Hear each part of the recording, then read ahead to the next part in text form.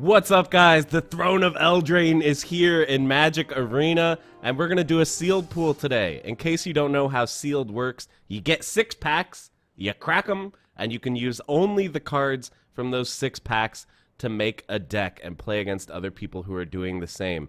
So, we're going to jump right in, see what rares we get. I know some of the cards in this set. I feel like I have a vague notion of what to look for here, but I generally suck, so we'll see how it goes. Okay. Clackbridge Troll is an insanely strong card, so I'm definitely looking at that as something to play. Acclaimed Contender is very good as well if you're in Knights Tribal. Circle of Loyalty, also a white Knights Tribal. Vantress Gargoyle I don't think is that good. You kind of need to have like a mill strategy going, and I'm not sure the pieces are all there, but maybe we could make this work. Castle Fortress is just auto-include if we're in blue. Fae of Wishes. Choose a non-creature card, reveal it, and put it into my hand. So we could draw from our sideboard using the left half of this, and the right half it's just a 1/4 flyer that I can discard 2 to bring it back to my hand. So right off the bat, we're looking for Knight synergy, especially in white. And failing that, maybe we're looking at like blue-black control with kind of a mill theme. But let's take a look at the rest of the cards before we make any big decisions here. +1/+1 counter on each creature. That could be decent in a Knight synergy deck. Flutterfox, I think, is a good card, but it's better for like blue-white artifacts matter, which I don't think we're going to end up in because none of our rares really support that, but let's keep looking. What else we got in blue? Okay, so this would help our mill theme. We can make the opponent put 4 cards into their graveyard. This one is kind of part of blue-red. Their theme is drawing the second card each turn, so that could be interesting. Opt is just solid. It really helps that draw second card theme. Overwhelmed Apprentice. Not a great card for this format, since this format is going to be slow and mostly oriented around bombs. But if we are trying to mill the opponent, this could help. And it scries too, which is not bad. Frogify is decent. Charmed Sleep is actually pretty strong. It's the closest thing blue has to like unconditional removal. So blue looking pretty solid. Didn't Say Please is okay. Solid counterspell. Tome Raider, great card. Draws you the second card for your turn. Ooh, Sir Eleonora. Oh. I mean, this is good. Okay, that's a good card. I mean, it's not like a blowout, but it's pretty good. A single Unexplained Vision, I think, is pretty good. The River Turtle's not bad either. 5 toughness is a lot. We got a Witch's Cottage, which is a decent land. Forever Young, which is pretty good creature recursion. Order of Midnight, another good creature recursion card. If we're looking into Knights Tribal, I think stuff like Smitten Swordmaster, Order of Midnight, Bell of the Brawl, Lochthwain Paladin is okay, and Barrow Witches is okay. I'm not seeing a ton of Knight support in black. Ooh, Sir Conrad and Reaper of the Night. I'm feeling like black-blue seems like a strong contender for what we're going to run. Any other interesting Knight support in here? 3/7 Dwarves. You can have up to 7 in your deck. That's funny. Brimstone Trebuchet is pretty decent Knight support card if we think about running red-white. But our red looks very weak, very limited. I mean, this is a great card. This is a great card. These are okay, but that's 4 cards in red. I don't think that's going to be worth it. So I think red is out. Maybe we could think of green-black food. Gingerbread Cavern. Okay, yeah, more. That creates food. Trail of Crumbs helps us with food. This is a good card. Definitely good. This is really good too.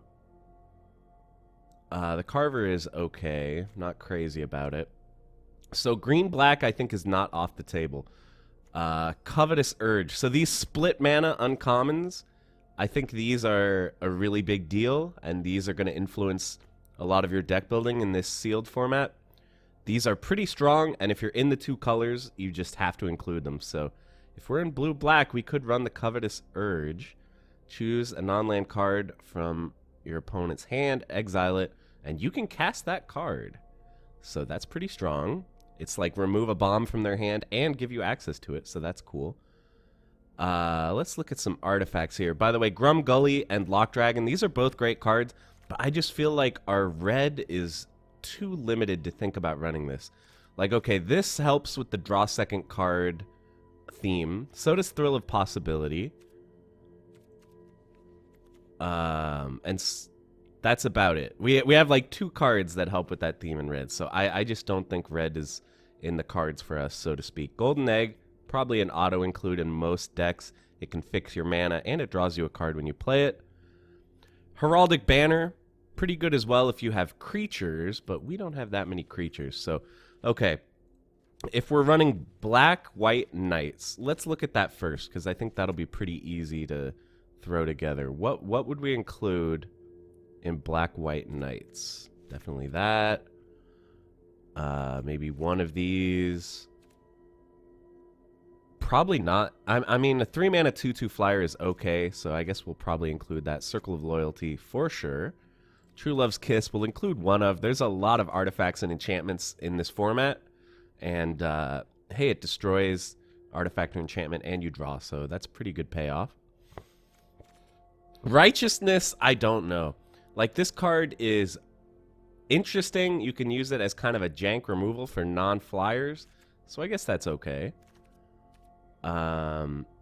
Bartered Cow and Flutterfox, I feel, are just not that good in this deck, but if we're really short on playables, we can think about including those.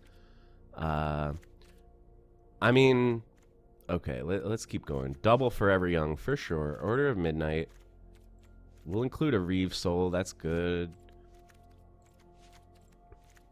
Wicked Guardian, I think this is a good card, but in the Knights deck, what even survives this? Do we have any creatures that can survive the 2 damage? We have 1.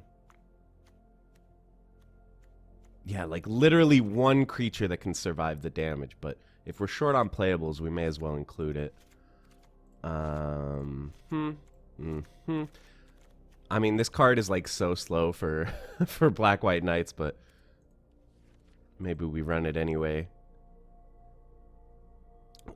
Scalding Cauldron is like not amazing, but you know, sometimes it removes stuff, so we may as well run it.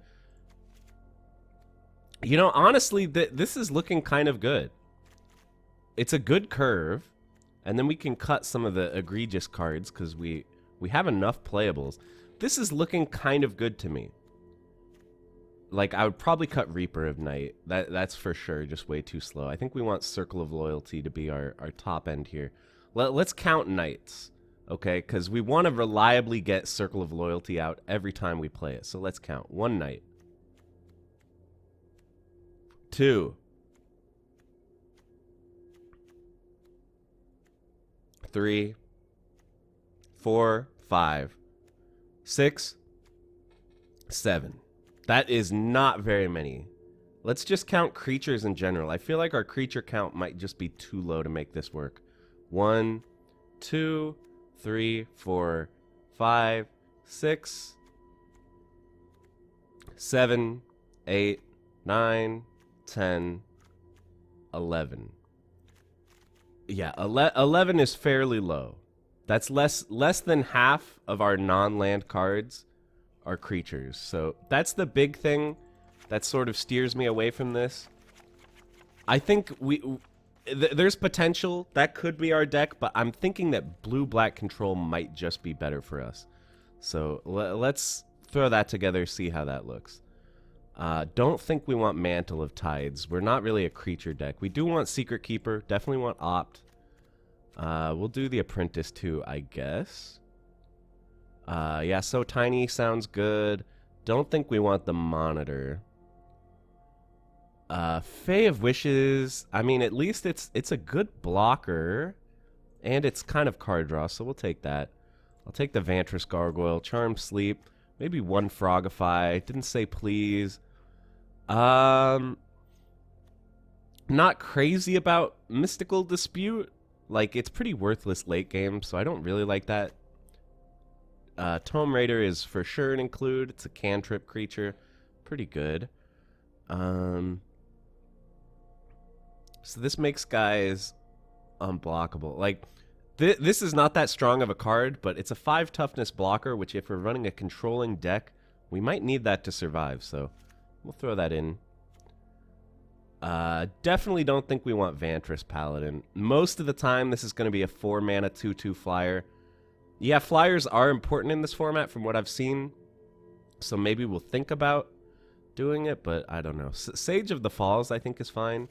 Sir Eleonora is great. Unexplained Vision is fine as a one-of. Witch's Cottage. I think we'll take one Forever Young. Order of Midnight. Reeve Soul. This card I just think is kind of too weak if you're not running Knights Tribal to be worth running. Bell of the Brawl is definitely a solid card, but I'm not going to add it unless we really need playables, because a 3-mana 3/2 is not really doing what our deck wants to do. Foreboding Fruit, gotta be in there. Draw 2 cards, lose 2 life. Pretty good. And now, I think actually Wicked Guardian is very good in this deck. As opposed to the Knight deck, look how many creatures we have that survive this. We have 1, 2, 3. I'm fine killing the Tome Raider to draw a card, so that's 4, 5, 6, 7. So many more creatures that survive this, so that's a must include. Barrow Witches is good in Knight Tribal, but we actually have a few incidental Knights in our deck as well. Let's take a look and see how likely we think we are to be able to pull this off. 1,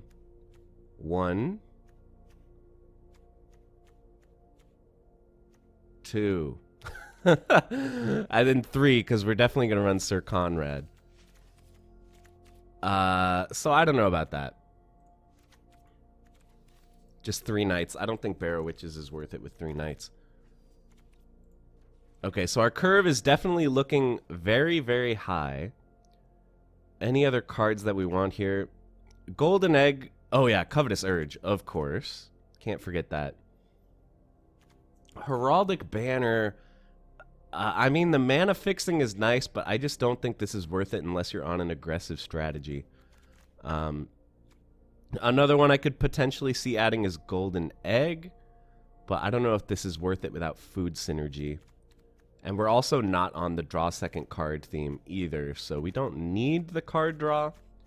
How much card draw do we have in here? We have Clackbridge Troll, Unexplained Vision, and we have Sage of the Falls as card replacement. It's not true draw. Covetous Urge is kind of card draw. This is card draw. Oh yeah, Foreboding Fruit. We have a decent amount of card draw. I don't think we're really going to need the Golden Egg. Let's think about cuts here. I'm thinking Overwhelmed Apprentice is probably a cut. A 1-mana 1/2 is just too weak, I think. It dies to our Wicked Guardian. That's why I don't think I would cut the Secret Keeper. I think the Secret Keeper is a lot higher value. Scry 2 is nice. Maybe we'll consider other cuts. I think Opt probably we want to stay in. Although, do we have literally any second spell? Well, any second spell synergy? I don't think we do. So maybe we cut Opt, to be honest.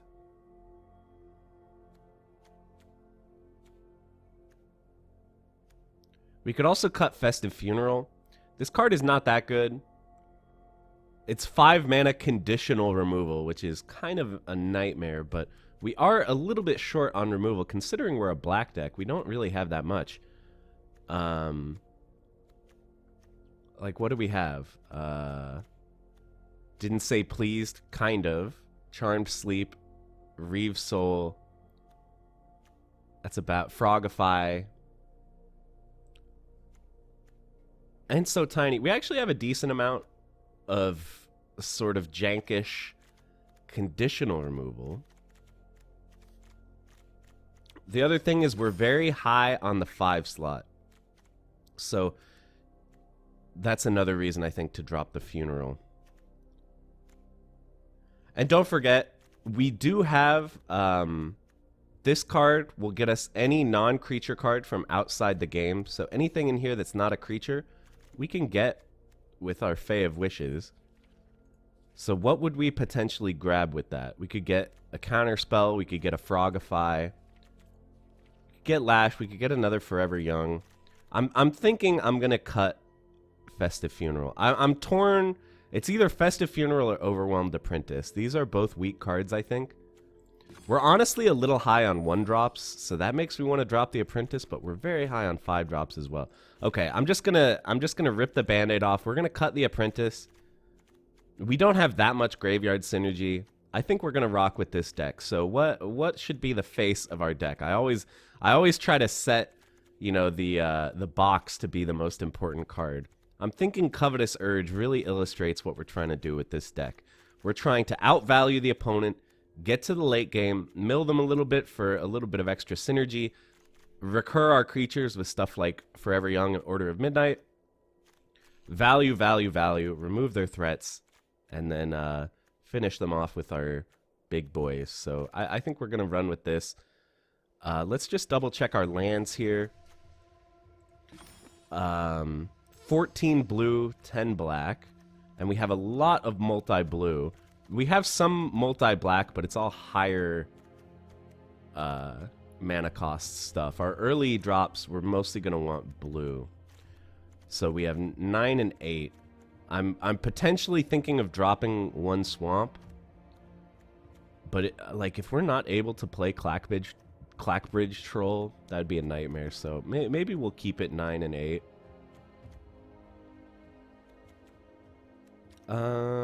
Yeah, I think it's fine. Let's go, boys. Hopping right in here. Alright, first opponent has been identified. This is looking like a very killer hand, so we're gonna keep. Great mana, turn 1 play. I would rather not play Fae of Wishes turn 2, but we might just do it.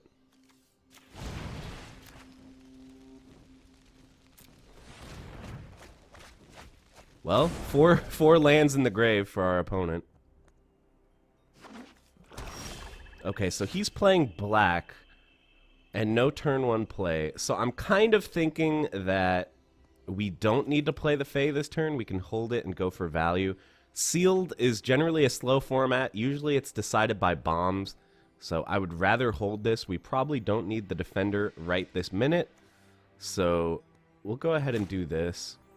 We're not going to reveal to him that we have black yet because we don't need to. So since we can hide that information, we're better off not playing a black land. And I believe this is 2 out of 3 for each match, so we will get the opportunity to sideboard between games. Okay, black-green, and he plays Jousting Dummy. I don't know about that. Like, green is not a night color, so I don't think he's going to be running night synergy. I guess he was just desperate for playables. So there's no way he's going to be able to attack through with the night this turn. Not feeling desperate enough to play this yet. We're going to hold it. I think we're just going to say go. Next turn, we can Guardian our Secret Keeper, which is pretty strong. Hopefully that will get us our 5th land. More knights, huh? Maybe he is knights and the green is just random. I don't know. But hey, we got blockers for this, man. We're good to go on the blocking situation here. Not a problem. All right, we got So Tiny. How many cards in grave? 4. We got to get some more cards in this guy's graveyard before So Tiny becomes that good. So I think Wicked Guardian, it's got to be. The only thing is, Wicked Guardian does not trade very well with his board. One thing will get through, but if he double attacks, we'll just clap back with the Guardian. But my other potential play is the River Turtle, because the Turtle blocks the dummy, And then the Secret Keeper blocks the Legion. So that does set us up pretty well, but I think it's so important that we hit our land drop next turn. That's what makes me want to play the Guardian. So we need to get that 5th land so we can get that Sage out and start getting value from that ASAP.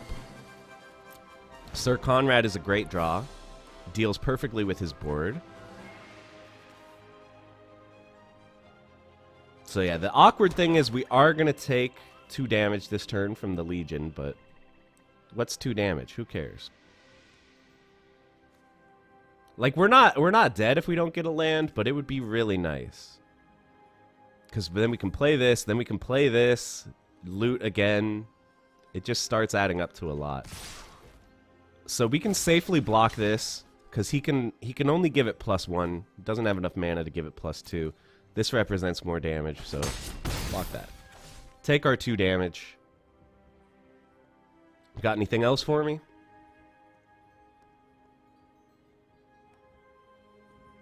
We have 0 cards engraved, by the way, so that 5 mana removal spell that we do have in our deck, we didn't end up cutting it.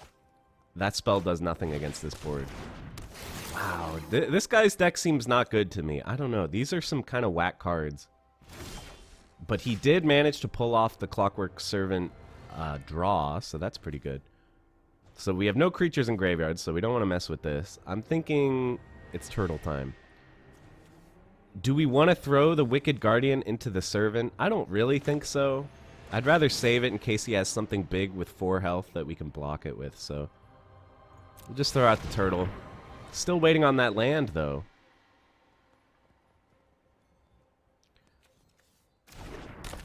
So this is a human, which is kind of anti-synergy. We can't make that unblockable with the turtle, but we're most likely just going to be using the turtle to block, so not a huge deal.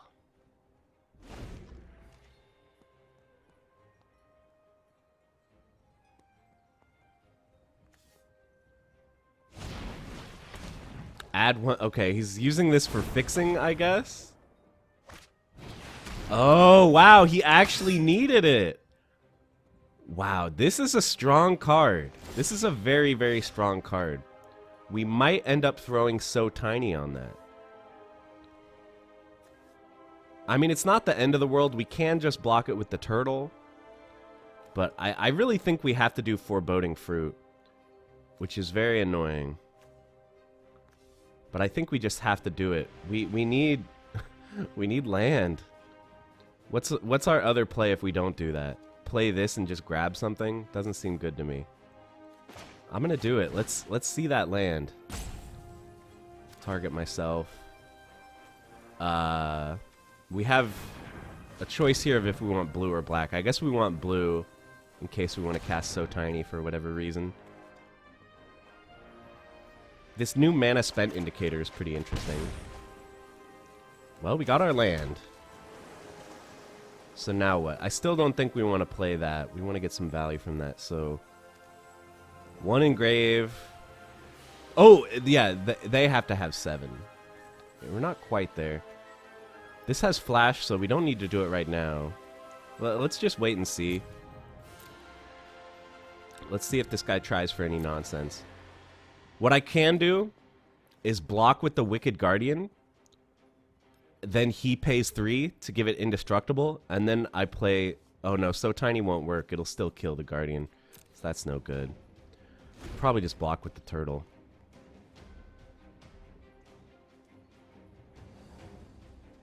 We could also just take 4. I'm not crazy about that, but we could do it.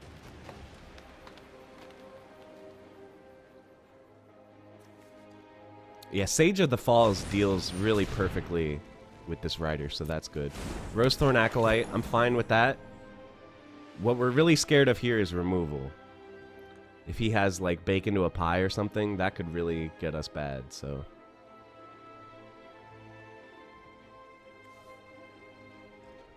Will he attack? No attackers. So I don't feel the need to reveal my So Tiny just yet. Witch's Cottage is going to enter tapped, but there's no downside to playing it. We don't need the food, really. Oh, no, that's not what it does. It puts a creature from graveyard on top of the library. Okay, that we probably should not have done that. That was a big mistake, I think. But okay, so we'll get to cycle with this. Do I actually want to cycle anything? I don't know. I feel like our hand is kind of all gas.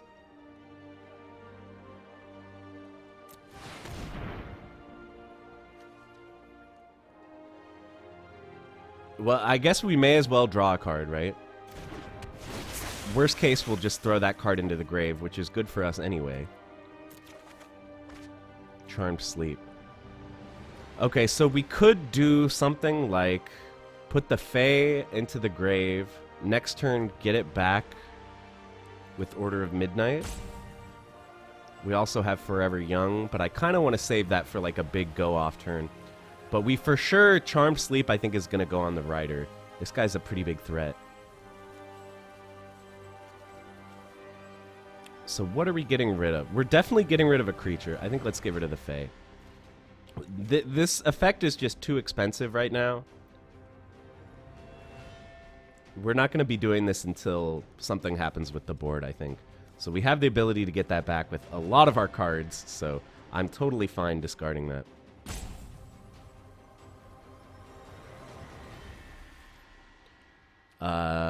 No attacks. Let's see what this guy's got. Thankfully, the Sage completely shuts out this card, so that's good news for us. I would really like to draw my Thoughtseize card, my 4 mana, look at the opponent's hand and steal something. I want to draw that before he plays his bombs. Yeah, I mean, let's block, right?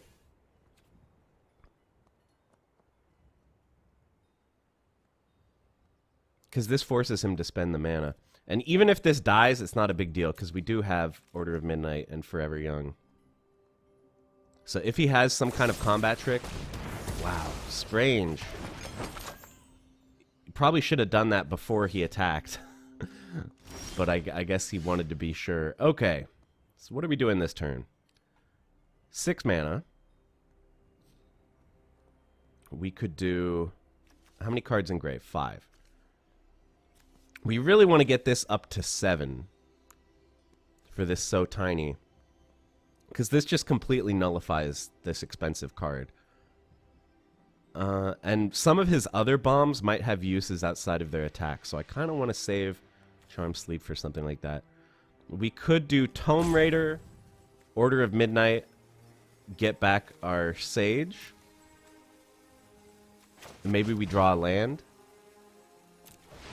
So I'll start off like this.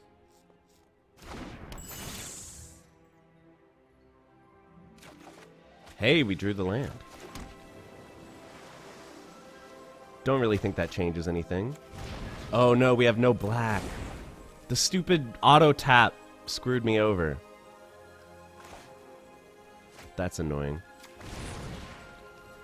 Okay, let's get back the Sage. I should have paid attention to that. That was my fault. I mean, it was the game's fault too, but it was also my fault. I would really like to play this flyer this turn, but we don't have that ability.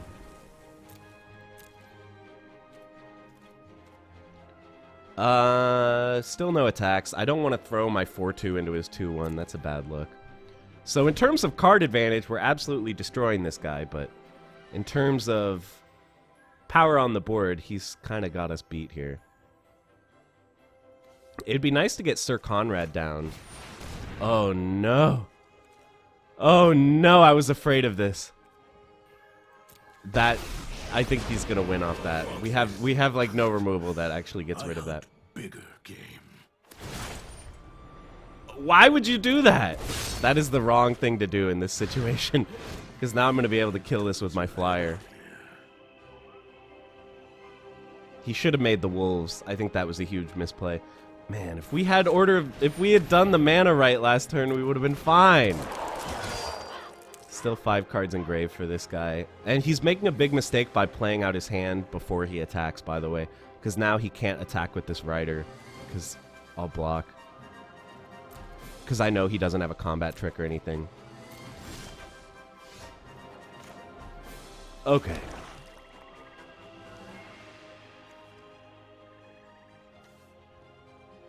Oh, wait. Can't be blocked. Do we have any way to give this attack?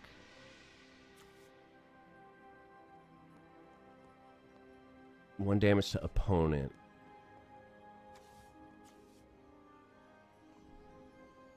We're like almost there with this. We're almost to killing Garrick this turn. I kind of want to draw a card and see what we get. But then again, getting Sir Conrad out is good too, but let's see what we get. If we can take care of Garrick this turn, we're in amazing shape. If we just get something that lets us do a little more damage. Frogify. We could Frogify our own guy. I have to. It's too good. Okay. This really sucks, but I'm getting rid of Sir Conrad. We'll get him back with Forever Young. Frogify our own guy. Is this stupid? Probably.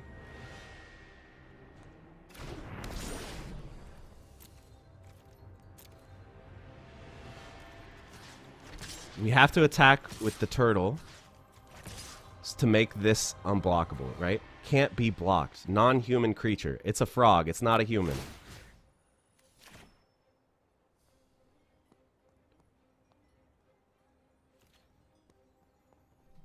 Listen, I know that I'm like 3 for 1ing myself right now.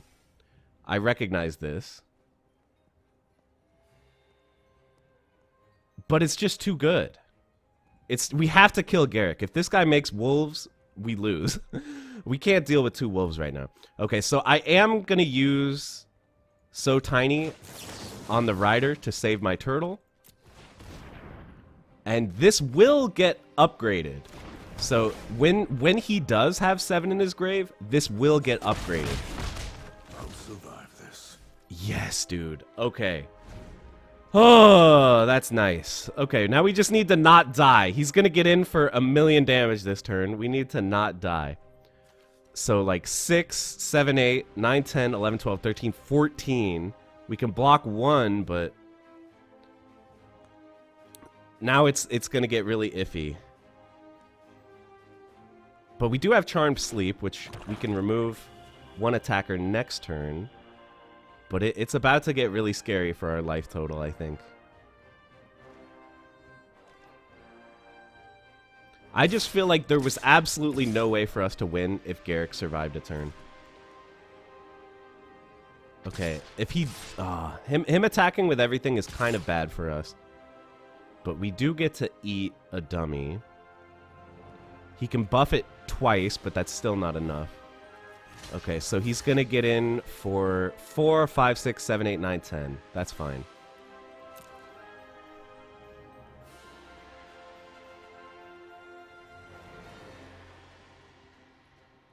So this turn we'll probably do Charmed Sleep. Well, what are we even going to Charmed Sleep on? Oh, the other rider. Okay, that answers that question. And nice, now he's got 7 in the grave, so this is now fully operational. So we want to draw first, right? I'll do all 3 probably. And then does it let me order them? Or is the order what I clicked on? We want Conrad first for sure, right? I'm unsure if it's gonna let us order it. It's kind of scary. So we'll do Conrad last, and then let's find out.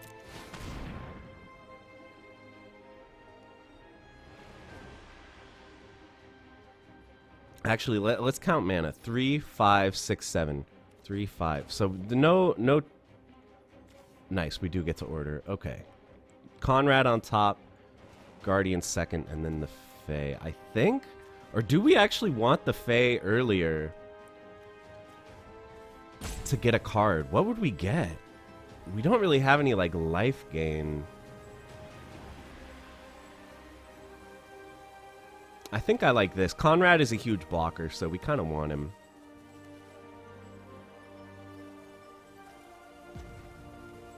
And he'll start applying pressure. So we have to sleep. We have to do Charm Sleep or else we're in big trouble, so. We do have a timeout, so if we rope, it's not the end of the world. So yeah, unfortunately, this guy can't block, but we can start getting some pressure. Alright, can we stabilize with 8 life? I want the Raider to block the dummy, right? Let's think about this. So, yeah, I think there's definitely no reason to attack with the Raider. Well, although the Secret Keeper can block the dummy as well. But we could also do something like block with Sage plus Secret Keeper to kill one of these 3 toughness guys. I just think we're better off not blocking. Okay, boys. Can we stabilize? If he draws another bomb, this is probably over, but if he has some dead draws, I think we'll be in great shape. Yeah, this guy's deck is a little bit janky here because he's green-black knights, which is not really where you want to be. If you want knights, you kind of want 2 colors that have knights in them, right? You don't want only one of your colors to be running with the knight theme, but sometimes your card pool just leads you in strange directions. You gotta stick with what playables you have. I mean, I frogified my Secret Keeper, so who am I to talk here? Alright, dead draw. Good news. He probably won't attack. If he attacks, that's really good for us. Also, it's a mistake to play the land before attackers. I hope I'm not criticizing this guy too much because I make mistakes all the time as well. Every single game I make a lot of mistakes. But by playing the land, now I know he doesn't have any combat tricks, so I think that's a bad move. Okay, so I guess we'll do this plus this, and then this. So we take 2, and we kill most of his board. And we know he doesn't have combat tricks. This doesn't have trample or anything, right? I'm just rereading the cards to make sure there aren't any effects that I'm not accounting for, but I think we're all good here.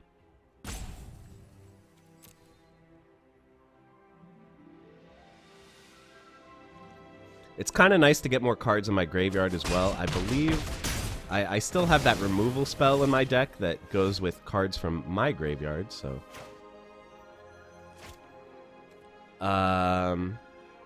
okay, 5, 9. That's exactly how much mana we have, so I'd say that's going to be our play.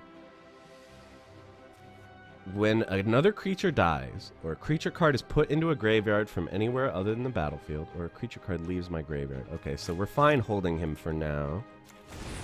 Let's just see what our options are here.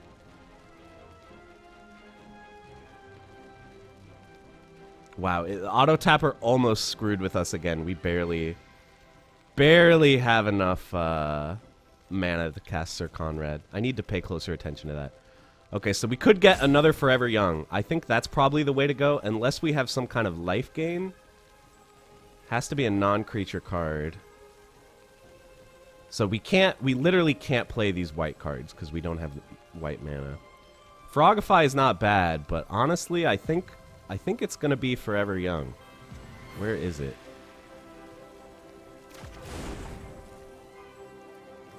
And then we'll play this guy. Oh wait, let's attack. It doesn't really matter, but yeah, this guy can't block, so there's no downside to attacking here.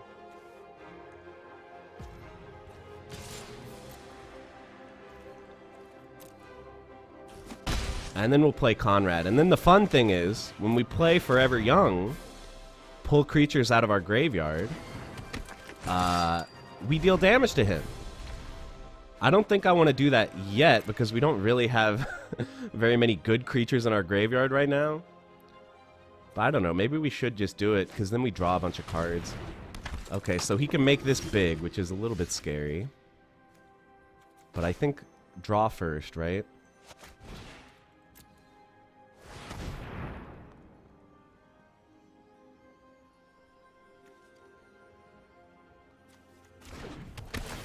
So he can sacrifice this and this and this. So that can make it a 5/5, which is definitely scary.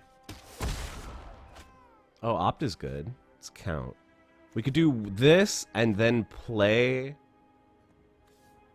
that 1/1 from our graveyard. We could definitely do that. But I think I'd rather just opt and see what we get.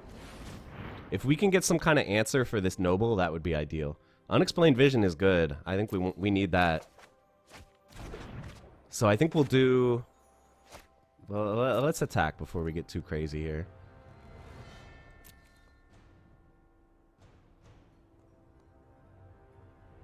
So what I'm kind of debating here is, do I want to wait until Sir Conrad dies before I cast Forever Young? Or does it just not matter? I kind of feel like it just doesn't matter, that I should just cast Forever Young now. And besides, I want to get the value from burning his face with Forever Young, so I think that makes the most sense. So we're going to play Forever Young. Pay attention to our mana here, because we need to have one blue up. I'm pretty sure we want both of these. We could actually mill this guy out as well. I don't know. Do we even want the Secret Keeper? It's a good blocker, so I guess we want it. And we want the Raider on top for sure. Burn him for 2. And then play the Fae. It's all coming together, boys. I think Sir Conrad will have this guy dead pretty soon. Oh, wait, nice. Wait, I actually don't want to draw it. I want to draw the Merfolk. If I just draw this now, I'll have to discard it, so I'm going to decline that. Because the Merfolk will get us another loot, or whatever it's called, where you draw and then discard. So I would like to do that. These flyers are going to be nice. They're going to get us ever closer to lethal. We just have to pray this guy doesn't drop another Mega Bomb. If he has removal for Sir Conrad, we're not dead, but we're not happy. Also, guys, I hope that this isn't getting too long and boring for you guys. You know, with these new sets and stuff, people can take a long time to take their turns because they got to read all the cards and stuff. All right, no plays. So attack first, huh? Or should we draw first? So many things. I'm going to go ahead and attack first, I think.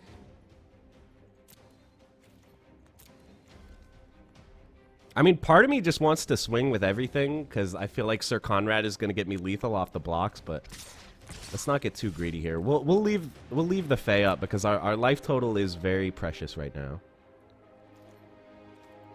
We're just attacking first to see if this guy does some kind of removal.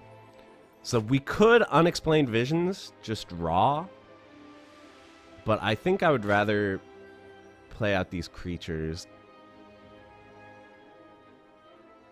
Because this is going to get us the chance to look at a couple cards.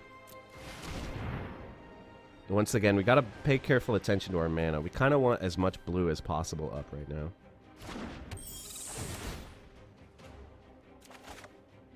Okay, a swamp is actually not bad.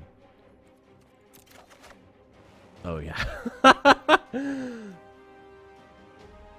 Oh, my God. This is going to be insane. Okay. How much mana we got? 1, 2, 3, 4, 5, 6. Okay, we have to discard the Secret Keeper.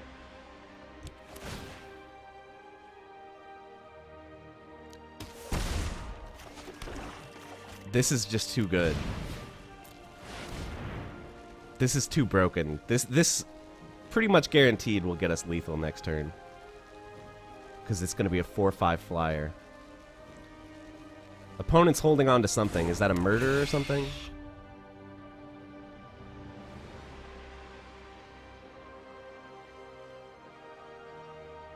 Yeah, I'll take action.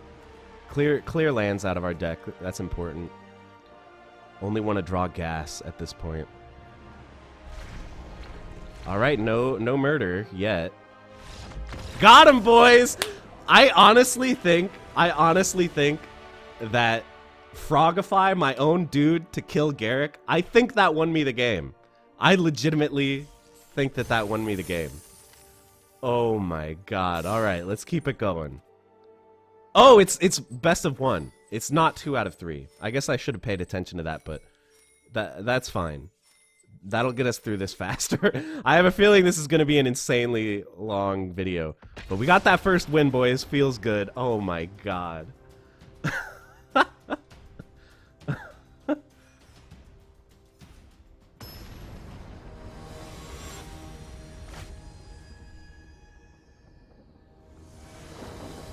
Okay, second opponent. This is a pretty good curve, I think. Like, sure, this guy is not going to be able to block or to attack. He's going to be able to block for a few turns. I'm fine with this. Plus, Vantress Gargoyle, we can whack it with the Wicked Guardian, and we're fine. So I think this is a good hand. Tome Raider will draw us. That'll help us keep this guy able to block. Perfectly fine. And there's the possibility that this guy just lives like the whole game, and then once 7 get in this guy's graveyard, we can start swanging. So once again, we're holding our black mana a little bit late here. Because I don't have any dual black cards that are low casting costs, we're fine to hide the fact that we have black. It's probably not going to matter, but this is just good practice. Like, if this guy wants to play a big creature because, you know, he knows that, or he doesn't know that I'm black, so he doesn't think I'll have removal, something like that, you know. It's just stuff to think about. Tiny, tiny optimizations that probably don't matter.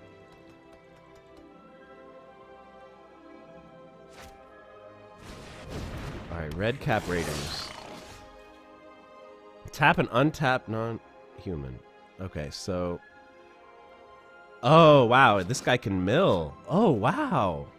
This is even better than I thought. I didn't even know it had this last line of text.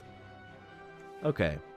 So, there's definitely something to be said for Charmed Sleeping this, but I don't think it's worth it at this point.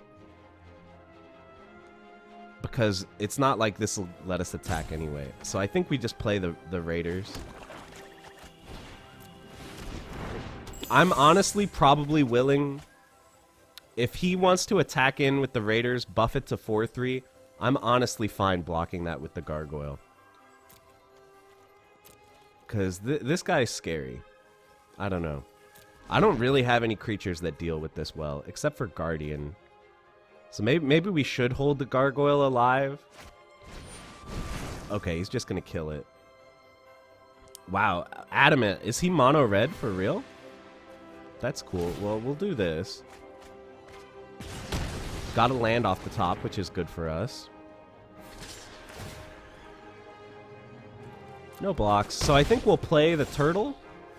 Because, well, I mean, the cat's out of the bag that we have black. So we may as well play this to get us ready for any double black cards that we draw off the top.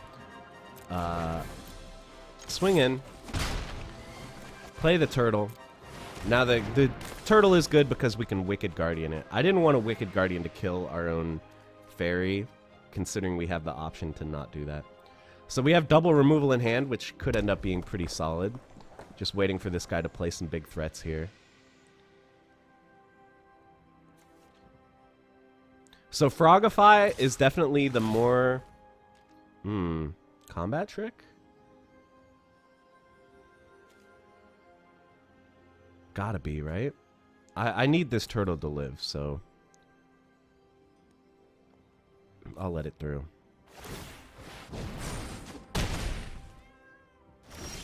Huh, okay. Fine by me. So I think Sage of the Falls is a pretty perfect play here, because we can double block with the Sage and the turtle, and then we're looking great. So get in for one. Do a little draw discard action. I think we'll discard the island here. Like, for sure, having more land is good, but The island is by far the least relevant card in our hand at this point. Everything else is pretty important to us winning this game. Alright, no plays. Wow, we could leave up, didn't say please. Honestly, I think that's pretty good. Like, my man left so much mana open. So we could... Our two lines of play here. We could just slam down Conrad, which is good. Don't get me wrong. That's a great play. But with this much mana open, I'm kind of scared he'll just get got. So I think I would honestly rather Frogify and then swing with everything. And leave up didn't say please. Because if he leaves 4 up, either he has an instant in hand, like some kind of removal, or he has 5 mana cards in hand, and he's trying to get that mana. So I think this is the way to go here. Swing with everything, so Sage can't be blocked.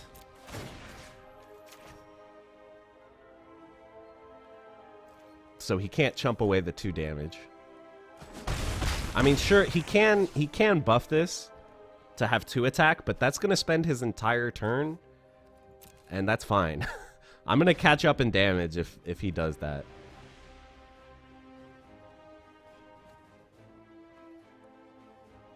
Yeah, these castles are very, very strong. I think if you open these in your sealed pool, that's pretty good. That should lead you into the color.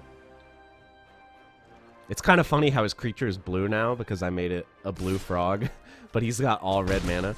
Okay, he didn't buff his creature, but still no play. I guess he's stuck on mana.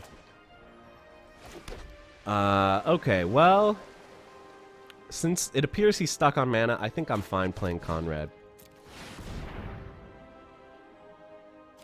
I don't think there's any red board clears that I have to worry about in this set. I don't know that for sure, but pretty sure that's the case. Make this guy unblockable just for fun.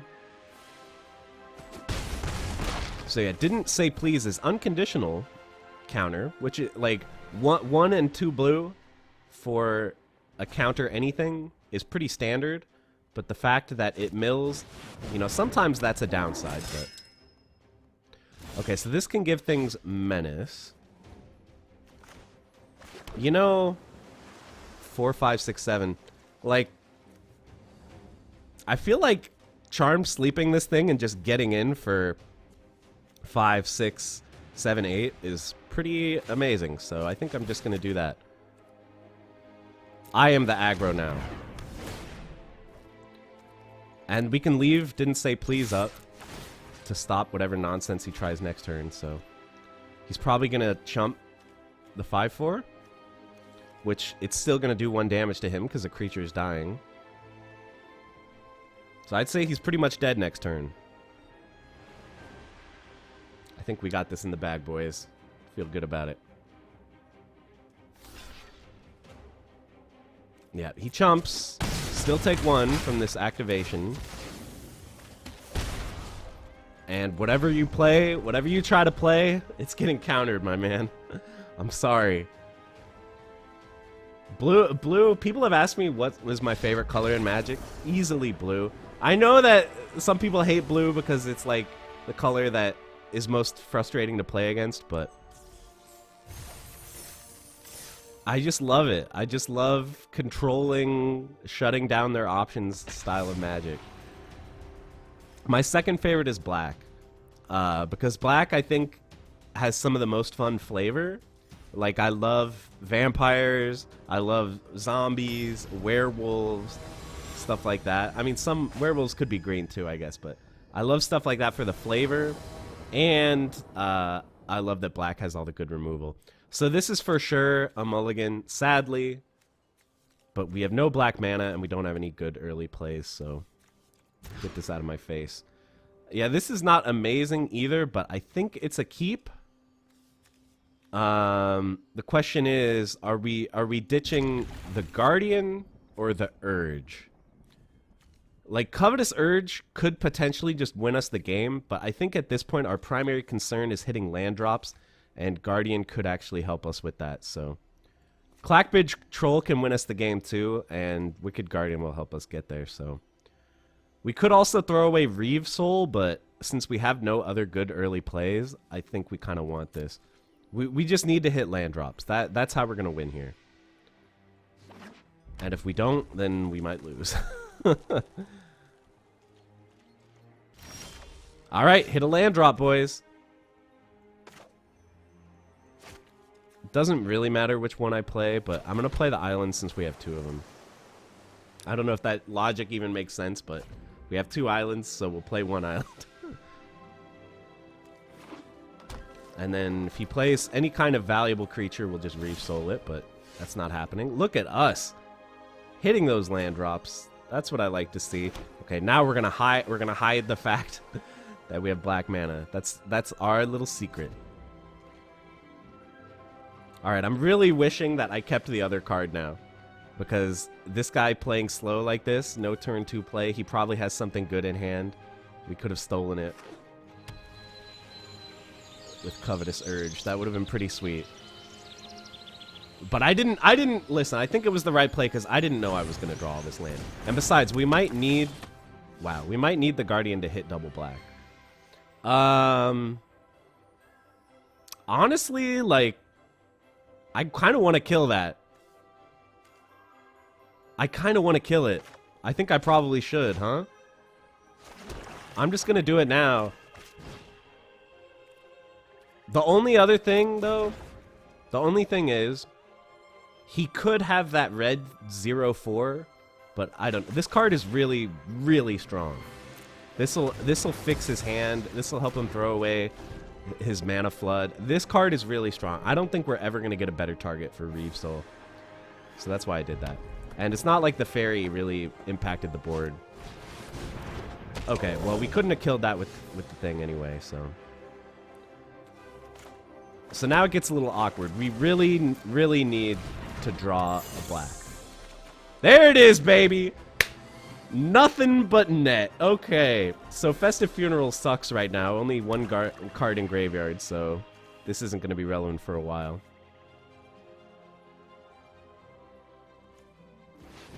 So this thing can block, right? This can block all the time. Yeah.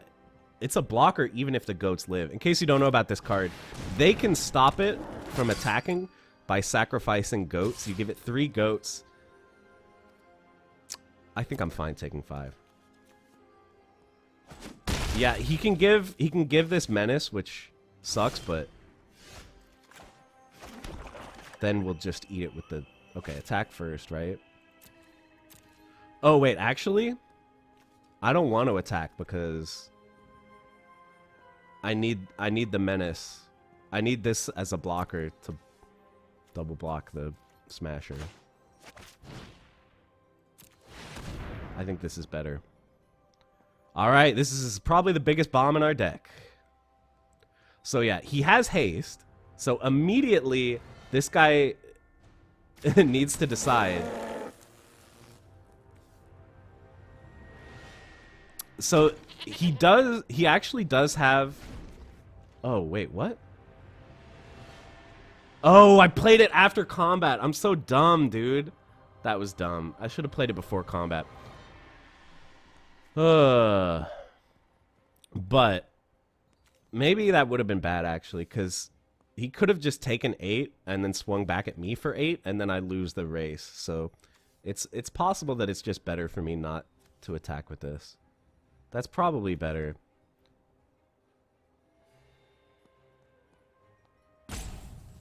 So yeah. Oh wow, what's he gonna put that on? I don't know about this. Does he have some kind of trick to kill the troll?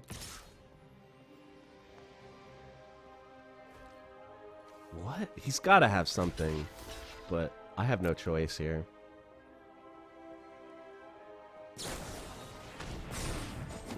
That's bad. Don't get me wrong. That's very bad, but yeah, I think we're just gonna lose.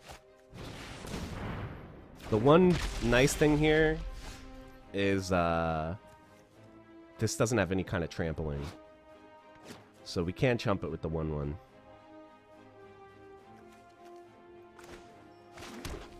All right, so what to do?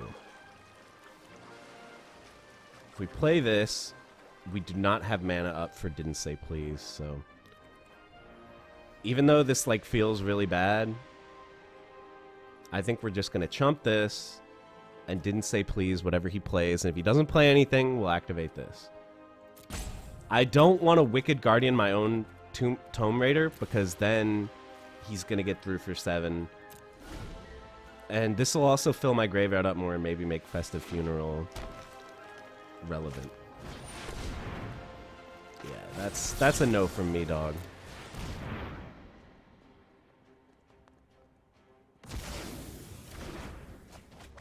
Wow, we put all gas in the graveyard, so that's good news. Usually, it's best to not overanalyze what you mill from the opponent, because basically, you're not going to go through your whole deck in a game. So if something gets milled to the graveyard, you can kind of pretend that it was just on the bottom of their deck the whole time. It's essentially the same thing. But it is nice that we put 3 very high value cards into this guy's graveyard. So why is it tapping so bad? No. 1, 2, 3, 4, 5. It was trying to tap both my blacks. Why would you do that? I mean, Vantress Gargoyle's good, but Frogify is the best. We need Frogify right now. Yeah, I think this is the order. This guy's hand's empty, so this discard 2 is pretty irrelevant. But it will be a good flyer. So we are going to take 7. What will this get us? I have a timeout, so I'm going to spend time thinking about this. What will this get us? Do you guys remember from last time? It'll get us Forever Young. I'm questioning if I should just play this as a chumper. I think I'm going to. Every turn that this can get us is good. If I can Frogify the Rampart Smasher, it'll still have 3-2, don't get me wrong, but 3-2 is much easier to deal with. Especially because Sir Eleonora trades cleanly with that. Yeah, we need to chump this because he is going to be getting damage on us every turn. So buying extra turns is pretty valuable. Once again, it was a mistake from this guy to play the land before attacking. I know, like, it's a very minor thing, but it's just something to note. 6 in the graveyard. We can kill this. What am I talking about? I don't need to Frogify it. I'll just kill it.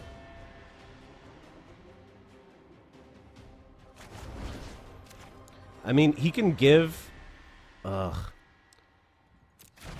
He can give the halberd to another creature. That's annoying. I think it's almost better for me to do Frogify plus Sir Eleonora. Because if I just do this, he gets in for 4 next turn.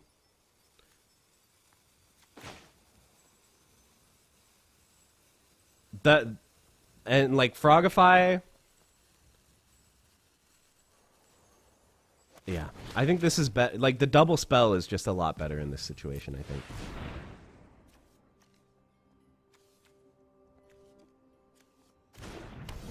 Oh crap! Can't be blocked by knights. Wait, no, it loses all abilities. Yeah. Loses all abilities. Okay, we're fine. I panicked for a second there. I was like, it can't be blocked by knights, boys. Okay. Perfect, clean trade with this, so... I think that was actually a better play than playing the funeral. Because him just reassigning this, getting in for 2, like, that's annoying. I don't want to deal with that. And now we're gonna be getting value all the time now.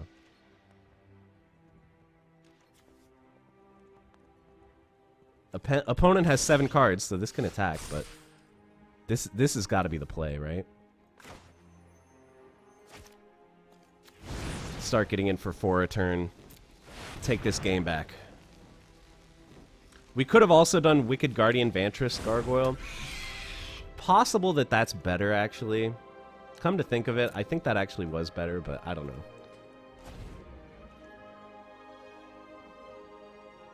It used our mana less efficiently, but it got us more attack, more power on the board. Like, that would have been better, I think. But I'm not going to overthink it too much. Alright, not sure if he drew dead or what, but... So this will get flying. The question is basically, do I want to draw before combat?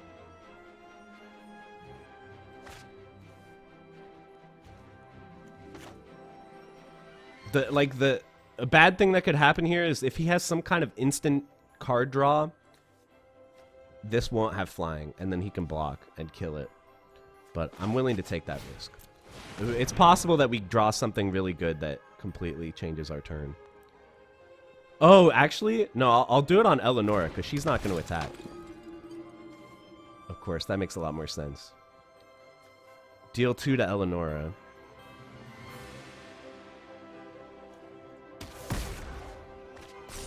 Wow, Turtle is a good draw, but... I think Gargoyle's better. It's awkward that... Okay, well, let's just attack before we overthink anything here. Yeah, we gotta get Gargoyle in, because... Swinging at this guy for 9 a turn? I mean, that's absurd. At some point, he's gonna have to chump with his Trebuchet to stay alive. Okay, if he plays anything really big... We kill it with Festive Funeral, so that's good. I can't believe that this game turned around, actually. What did it? I guess it was... It was drawing the Frogify and the Sir Eleonora?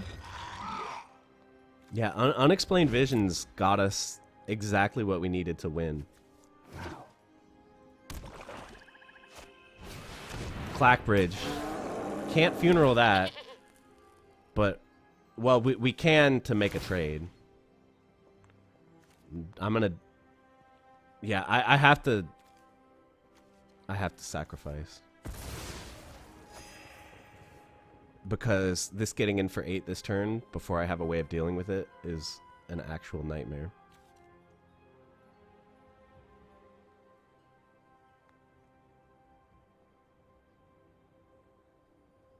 Okay, so this turn... We attack with all 3 of these. And we leave this up. Thank God this is an instant, dude.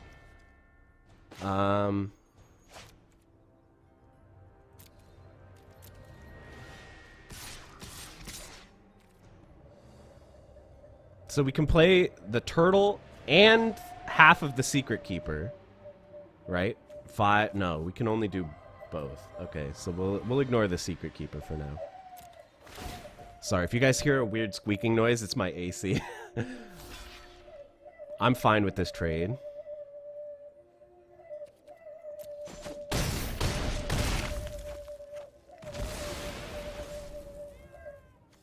Turtle.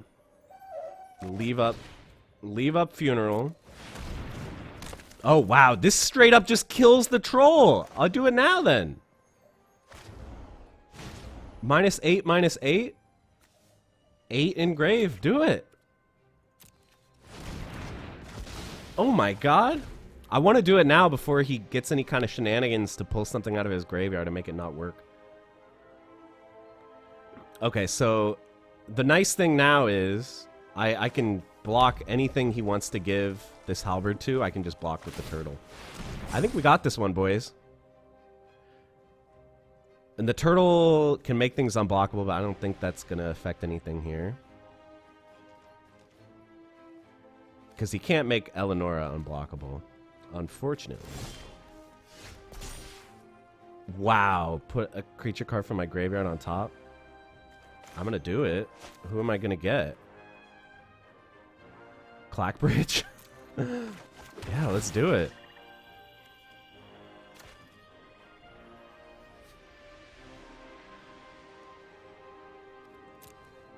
This should get me the scoop, right? Okay, so...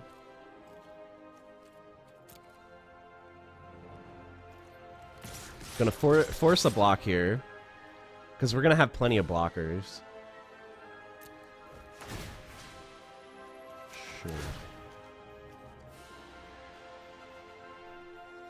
Because this does have reach, so this actually is relevant.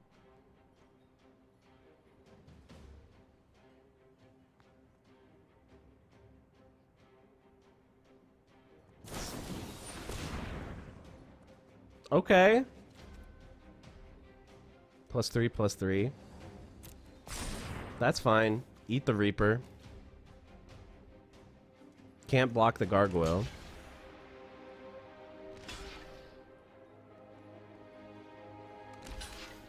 Yeah, that's fine. Still can't attack with this thing, so doesn't matter.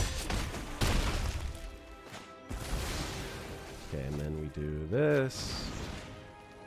I mean, maybe it's possible that it's better to not do this, but I just can't think of what this could give him that would be relevant. But I think it's actually safer to not use that ability. I don't know what he could have that he could pull out of his graveyard, but like maybe he could get, I don't, there's cards in this set that pull stuff out of graveyards, so it's a little too scary for me. And it's not like we're gonna win by milling. We're gonna win by swinging in 5, unblockable because of the turtle. It's funny how relevant this turtle's ability has ended up being in both games. Wow, he gets the extra turn. But then I get an extra turn. All right, take an extra turn, man. Let's see if he can find it. That is funny, dude. I would not play this card. I would not play this in sealed. But maybe it works in his deck because his is an aggressive deck. In case you don't know what this card does, you can take an extra turn, but then it gives the card to the opponent so they can take an extra turn. Okay, that's good. Extra turn paying off.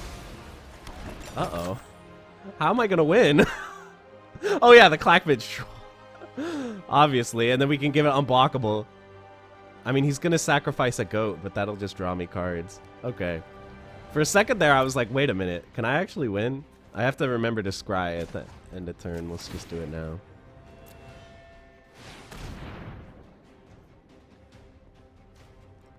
Don't want the swamp.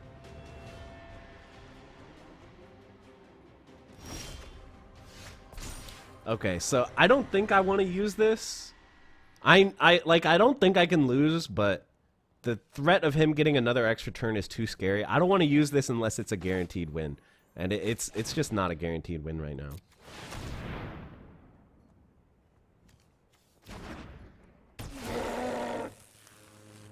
Okay, so he's gonna have to sack the goats, right?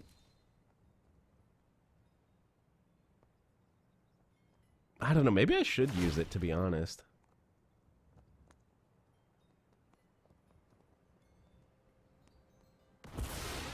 Yeah, he sacks the goats, which gives me life.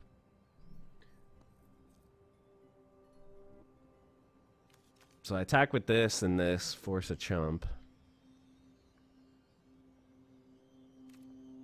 Yeah, I'll take the extra turn, I think. Because, like, whatever. Even either he dies to the troll or he gives me another 3 life, and then he still won't be able to win off it. I think this is worth.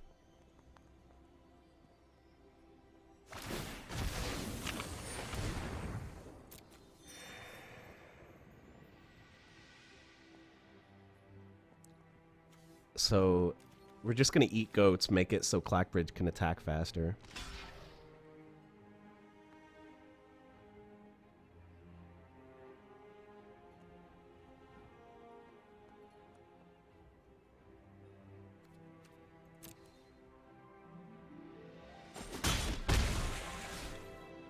Let's do it.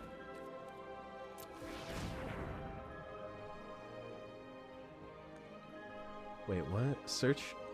Oh. How stupid am I? I thought this gave me an extra turn. What am I even talking about? This lets me search my library. Oh, wow. I was way off about what this card does. Oops. Guys, ignore me.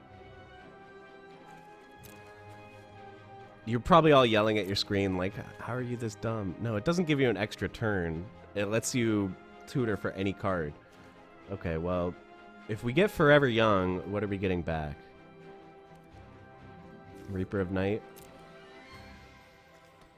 I think that sounds pretty good. I shouldn't have done this. It was definitely a mistake to do this. Because now I feel like I need removal. Can I cancel? No, it's too late to cancel. Oh, if this was instant, though, I could totally get this guy.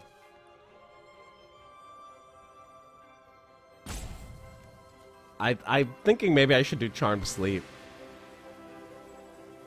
But whatever. I'll do Forever Young. I shouldn't have activated that. Wow, I'm so dumb. Okay. Put this on top. Don't really think we need anything else.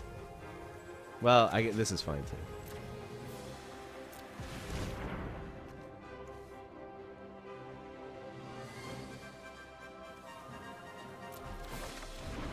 I don't know how I thought that gave you an extra turn. I'm so embarrassed, guys. Oh, that sucks, dude. Because now he could possibly get something that saves him.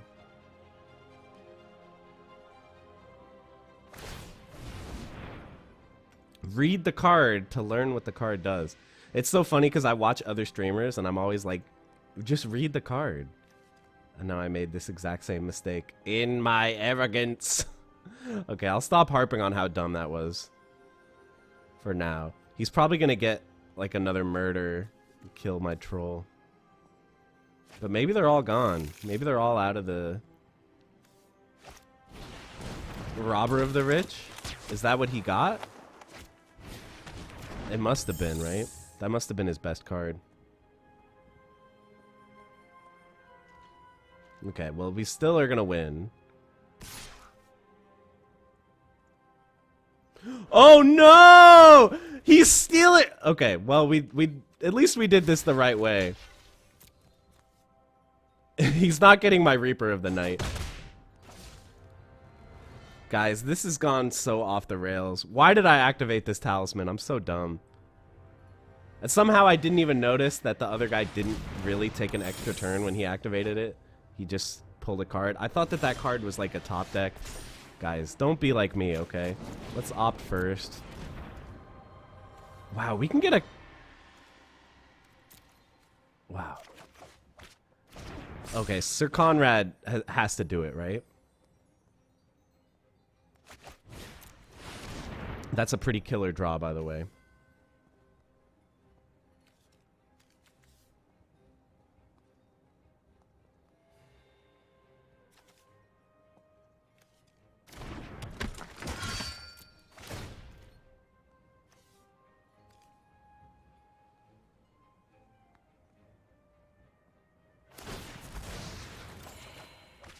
We could force this guy to discard whatever he has in hand.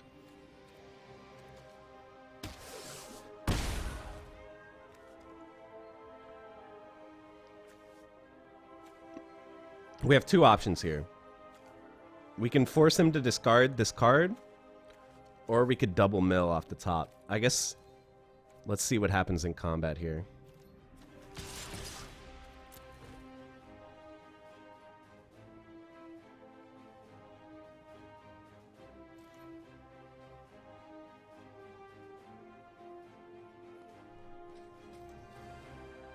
The nice thing is this Eye Collector is actually going to make Sir Conrad kill him much faster, because this is going to put creatures into the graveyard, which activates his ability.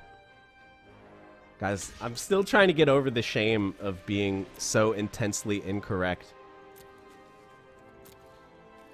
about what the talisman does. Please forgive me. Well, double trigger. So at this point, I think it's correct to do double Conrad. Oh, yeah, I can only do two because I only have 2 black mana. There's a possibility that we just win.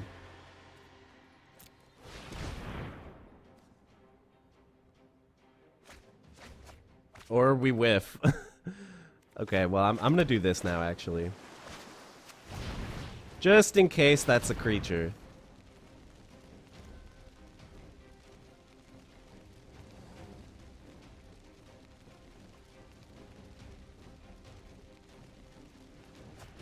It was a good card. A very good card.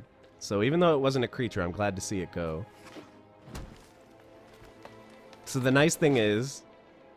Oh, wait, no. That goes into exile, so that doesn't activate Sir Conrad. I mean, this guy's mega dead. He should have been dead like 10 turns ago, but I'm a moron. Well, no cards in hand, right? So why not block? It sucks. He gets something off the top. He could potentially get something good, but I don't think I have any good cards left in my deck. I only have 10 cards left.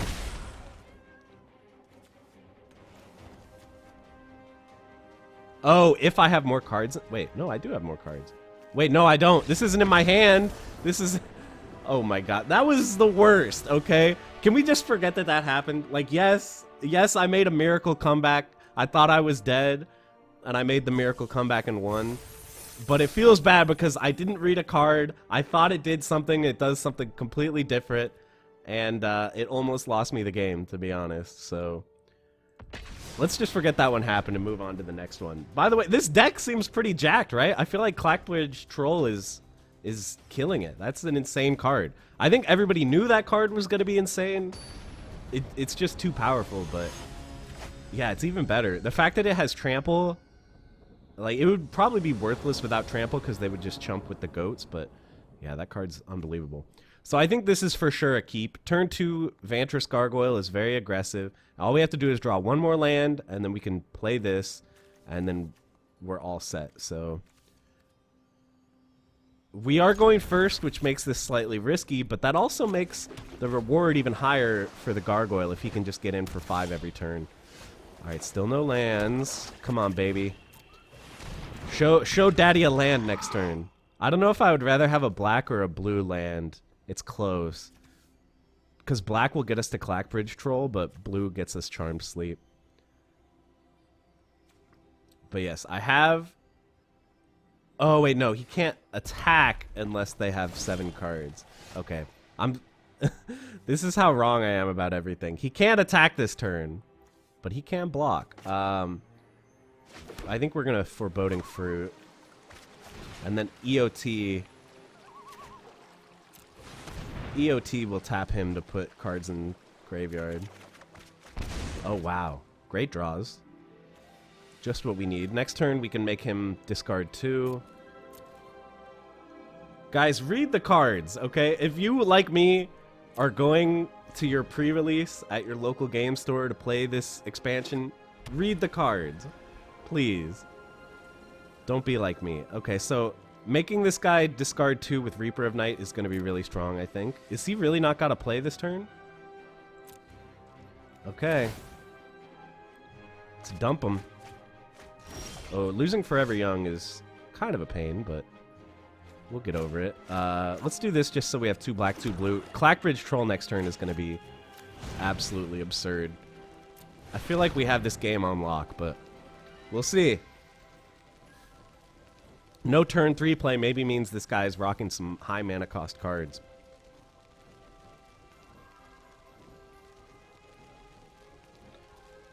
The other nice thing, there's just a lot of synergy in this archetype because this is filling up his graveyard faster to let the Gargoyle attack. I mean, that's crazy. When I opened my rares, I didn't really anticipate just how much synergy there would be here. Like, sure, Clackbridge Troll and Vantress Gargoyle don't really work together that well. They have a little bit of, like, counter synergy because Clackbridge Troll is an offensive card. Vantress Gargoyle can't usually attack in the early turns. Oh, nice. Gets to draw. Oh, wait, no, he doesn't get to draw. He gets a +1/+1. I thought this was the other one. Oh, well. Not going to be relevant against my Troll. All right, let's go, boys. 4 in his grave, so we're only a few cards away. You gonna sack one? I would. Oh, he didn't! Does he not know that this has trample?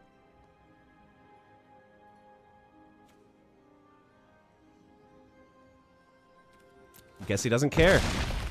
He's like 8 damage. I'll take it. Alright, so what's next turn? Next turn, it would be nice to draw a land, get me closer to Reaper of the Night. Or potentially if he plays some kind of bomb, we can Charmed Sleep it. So I think we're in great shape here. And if he doesn't really play much, I think I would probably play Unexplained Visions. Just to set up my draws and get a bunch of good ones. Too scary to block. I don't care about 3 damage. He might have some kind of combat trick. Too scary. Yeah. Oh, I guess... Did we know he had that? No, we didn't. We knew he had one in his grave, but we didn't know he had one in hand. Okay, glad I didn't block. I'll take 5. Who cares, dude? I got the troll. Do you not see? Plus, that's one more card in his graveyard. To make my gargoyle even more likely to attack. Oh, that's a bad one to lose, man. Oh my god. Okay, I have to do this. Should I opt first? Opt first, because I doubt I'm going to be able to play what I get with this. Honestly, I think Island is pretty good. Because we want to get to Reaper eventually. Let's do it. Show me something juicy here. First time playing this card, pretty excited.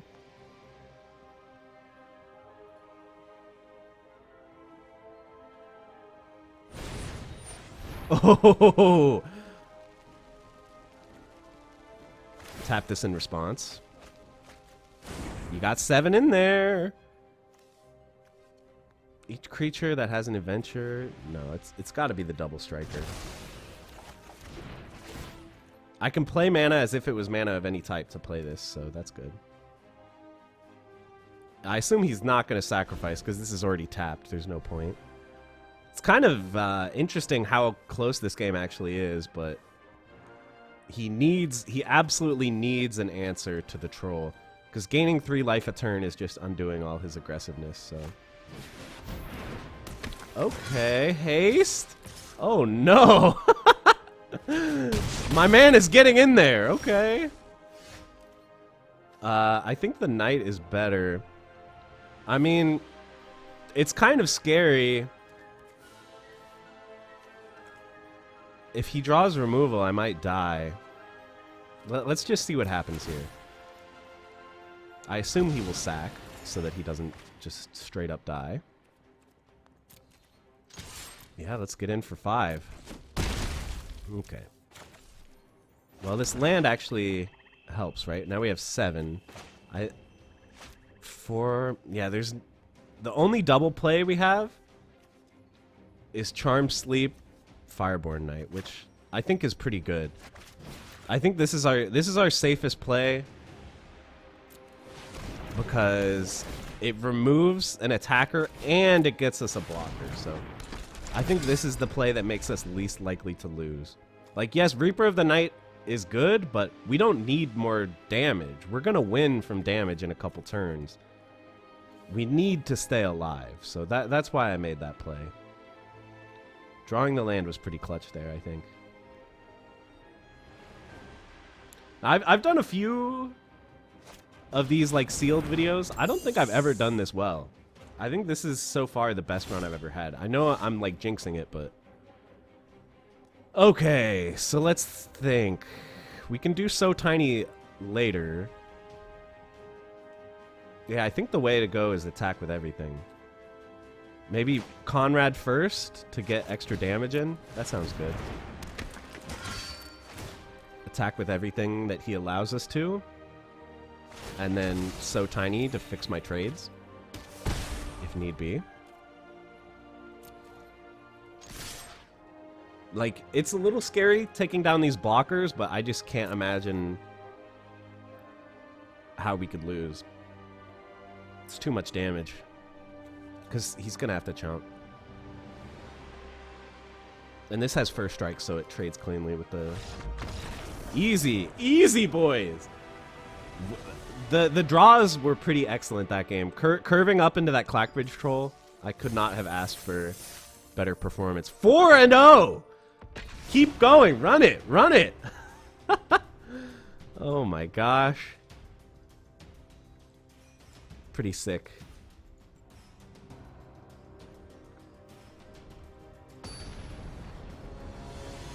This has me excited that to me it seems like blue-black control could be a pretty good archetype for this sealed. I mean, possibly it's just because I'm getting insanely lucky, but good lord, look at these draws, dude! And we have the land! Snap keep, dude. Turn 2 Gargoyle, we have a big blocker. Turn 3 Foreboding Fruit to ensure that we can continue to have a big blocker. This is absurd. The only thing is that this is kind of a dead card. But look, we have a perfect blocker for that, my man. Look at this. How are you going to get through when I have a 4 toughness blocker? It looks like we're facing a Knights deck. A little bit scary. We could get rushed down, but I'm feeling confident because our hand is really excellent.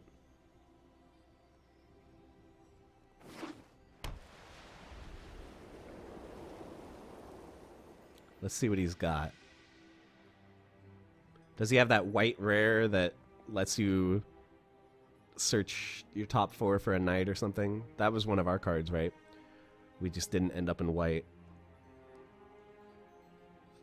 Let's see. Oh, tap it. Okay. Get in for 2. Not a big deal at all. Opt is good, but for sure we want the fruit. Oh, I messed up. I forgot to tap him. Oh, wait, no, he was already tapped. But I could have tapped on reaction. That was a misplay. My bad. Could have been like, I decide when I tap this creature. You do not decide to tap him. I decide when he gets tapped. Look, this deals perfectly with his 2/3. This card is actually crazy. Okay, so he is taking the card draw here. He can't play it, though, because he only has 1 black mana. He tapped wrong. The auto-tapper screwed him. He could have tapped white, white, black, and then played this with the tournament grounds. Auto-tapper definitely has some issues. You gotta pay close attention to what it's tapping for you. So the unfortunate thing is we have no plays. But maybe Opt will get us one. That's fine. I'll take that because that helps turn our Gargoyle into an attacker sooner. By the way, it was a mistake to play the island first. I should have waited and seen if I'd drawn a swamp.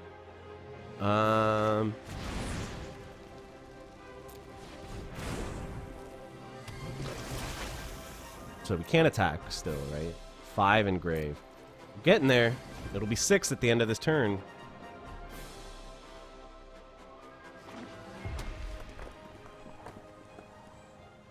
Yeah, the Death Toucher is kind of awkward. I really don't want to have to frogify a 1/1. But getting rid, well, we could funeral it also. That's another play that is really bad. We could funeral it. But we just don't want it to be alive when the troll comes. But I'm thinking next turn we're probably going to Unexplained Visions unless, well, even if we draw a black, I don't want to play troll into a 1/1 Death Toucher. That's too crappy. But if he plays a big creature, then we're playing troll, assuming that we draw a black. 3 engrave means this is -3, -3. He did play the Death Toucher.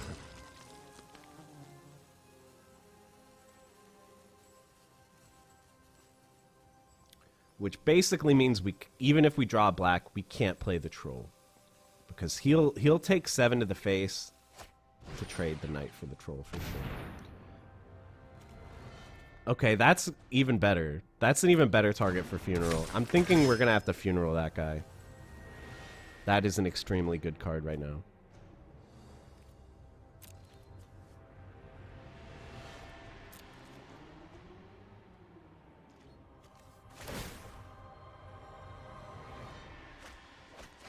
Wow, we're putting gas in the grave, which is bad, but...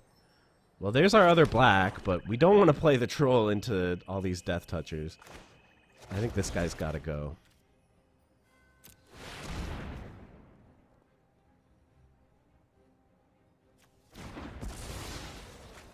He's got 7 in the grave, so I say let's go in.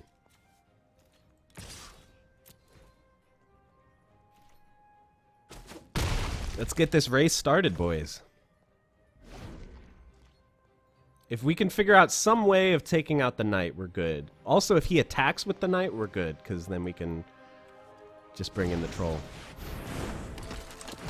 Let's see if he is thinking that that's a good idea. By the way, don't play your creatures before combat, guys.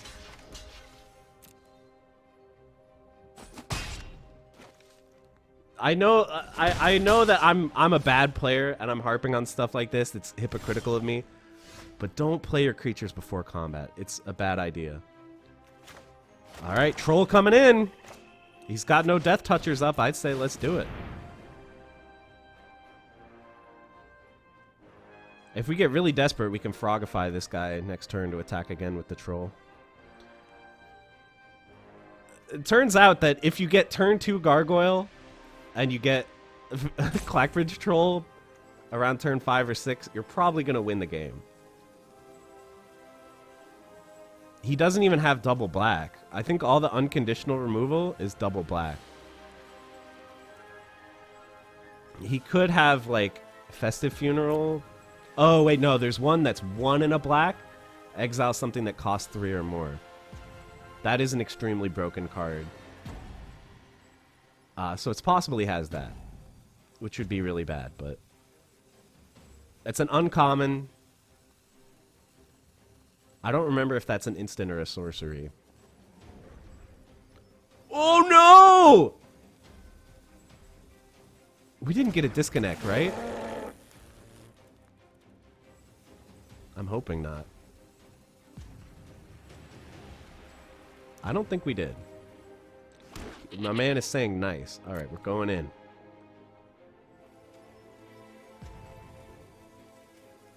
He's really regretting attacking with his knight right about now.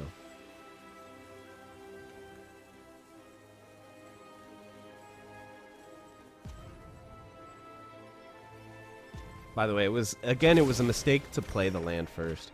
There's a possibility I would have drawn a 1 blue card and I would have needed to. Okay. Do we attack? I'm thinking yes. Let's keep this pressure going.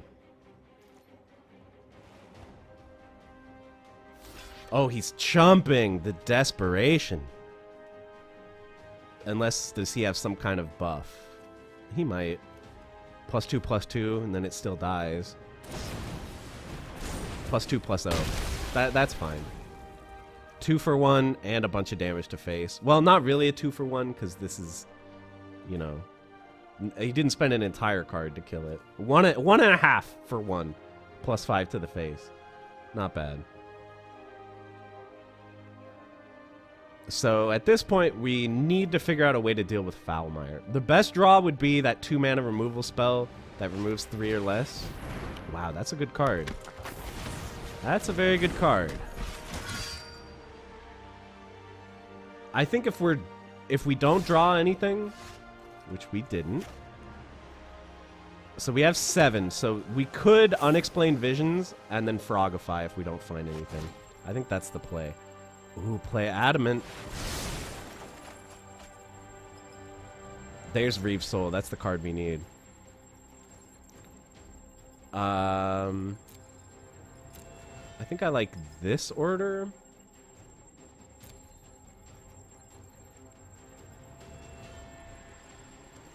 I'm thinking we're going to Frogify the Knight so we can swing, and then we'll Reeve Soul the Pyromancer just to prevent any kind of nonsense.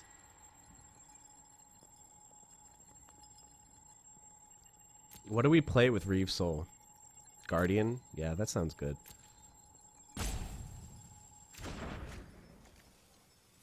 Okay. Frogify the Knight. Loses all abilities, which does include Death Touch. So.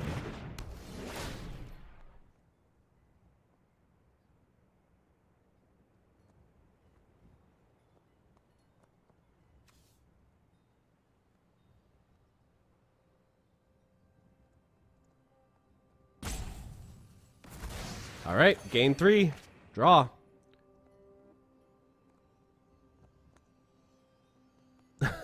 I was just thinking, like, is there some way I could have done this so I would draw the Reeve Soul and then play it, but that's not possible because he would not sack the goat. So then I wouldn't be able to attack with the troll anyway. So that was the right play. Yeah, the life gain from the troll is a major lifesaver. It's really, really excellent. It might have been a mistake to keep Covetous Urge here. I didn't think about the discard 2 cards aspect of this. Oh, no. That is a good card. Protection from Multicolored. That is a very good card. But we can Reeve Soul it. That's a better target. He's tapped out. Again, big mistake. Big mistake to play the creature first. I would not have blocked this if he didn't play the creature first. That's why it's a mistake. I would have been scared of a combat trick. Okay, so we Reeve Soul the snake. Oh! No. Oh, power! I'm sorry. I thought it was CMC 3 or less. My bad. So we're going to Reeve Soul this. I mean, I still don't think there's really any way that we can lose, but we could Charm Sleep this. But I think the right play right now is this. Really make his life awkward.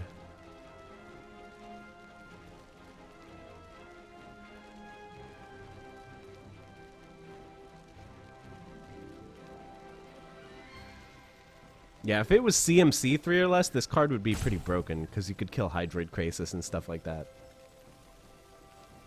Once it's on the field, X counts as 0 towards CMC. So when this is on the stack, it has a CMC of 5, because that's what he's paying to cast it. But once it's on the battlefield, it has a CMC of 0. Wow! Those are good cards that you just ditched, my man. Those are good cards. His last card must be crazy. Whoa.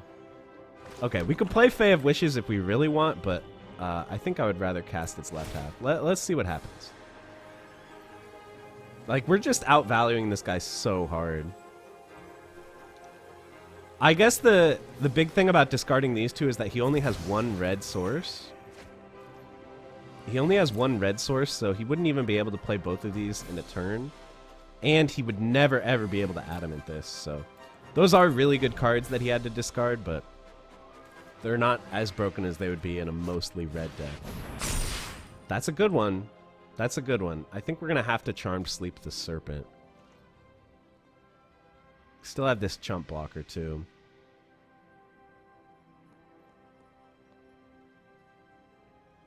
Do you think this is a land? Oh, wow. Why would you attack with everything? I don't like that decision. 10, 12... maybe we just chump this. No, it has trample.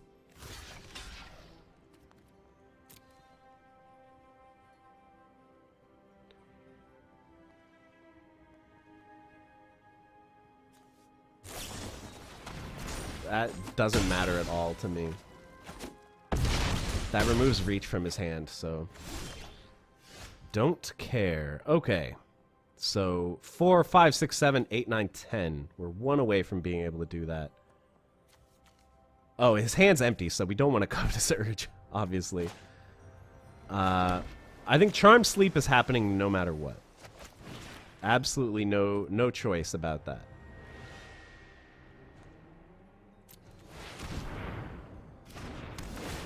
So the question is then what? This? And then if we don't draw anything good, we just play the 1/4, help us from dying. Yeah.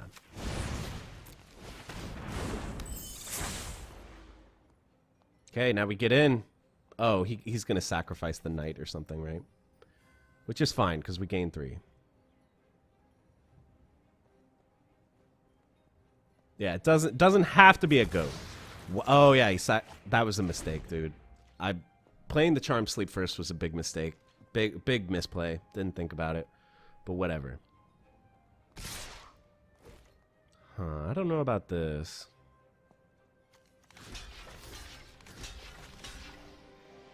We could do that. Or we could chump and do that. I think this is better. Well, no, I like this. We don't really want to just throw creatures away to save life total, because our life total's fine. He blocked in the right order. Nice job with that. Ah, it's a land.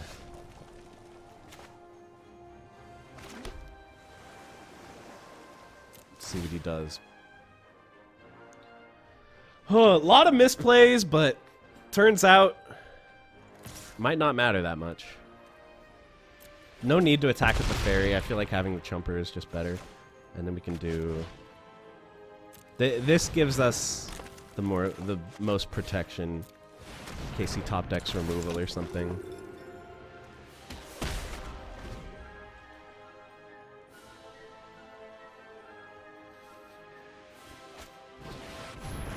Wow, he gets back a knight. Probably gonna want this guy so we can have a combat trick.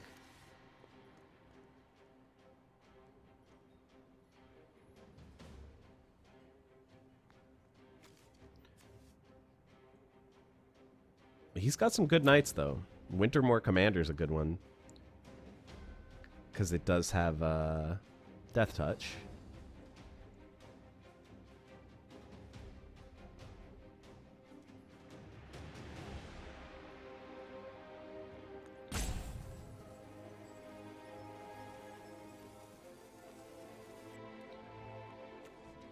Oh, but he took this one for the tapping ability. That's a good one, too. But we can Covetous Urge it. He's dead, I think. Well, not dead, but he's probably going to scoop. I'm glad we get to... Wait, from graveyard? No, hand! Hand, sir! I mean, it's possible there's something in there that would get us lethal, but... This is just better. Yeah. Okay, boys. Boys, this is becoming one of my longest videos. I didn't expect to still be playing here. What do we got? Mirror Maid. That's an interesting one. Copy artifact or enchantment. That you can do some stuff with that. Steal the opponent's legendary artifact. Guys, 2 more and we're on a perfect run. Can we keep getting the dream? The turn 2 gargoyle, turn 5 troll. Can we keep living that dream? The troll just wins every game. Every game that you play the troll, he wins it. So that's pretty cool. Going pretty well, I would say.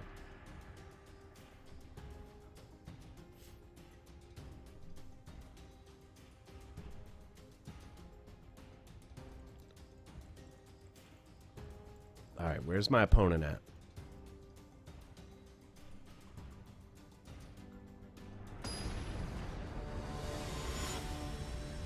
It's a Garruk. This has me scared. This just makes me worry that he drafted Garruk like that other guy. Well, turn 2 Gargoyle. Turn 3 absolutely nothing, but we absolutely have the nuts. We just need to draw lands. So I'd say let's go for it, especially since we're on the draw. We get to draw an extra card over the opponent. So I think this is a go. Guys, how do I run so good? How do I have the Gargoyle and the Troll in every opening hand? Pro gamer move.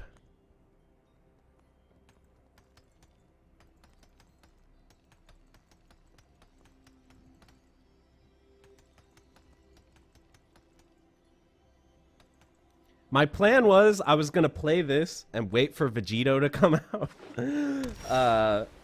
Because when I started playing this, he was not out in on PSN. But I've been playing this for like 2 hours now. I don't know if he's out by now. Let's see if I can find out somehow. Oh, never mind. Let me play. Okay, no draws yet of land, which is not good, but we got the Gargoyle. This is a big blocker.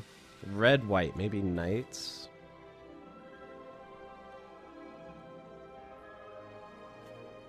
Please, sir, let me draw some land.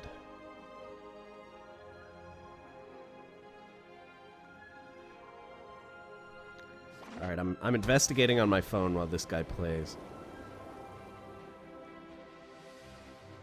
that maybe Vegito's out. Oh, he is out. Okay, he came out like an hour ago.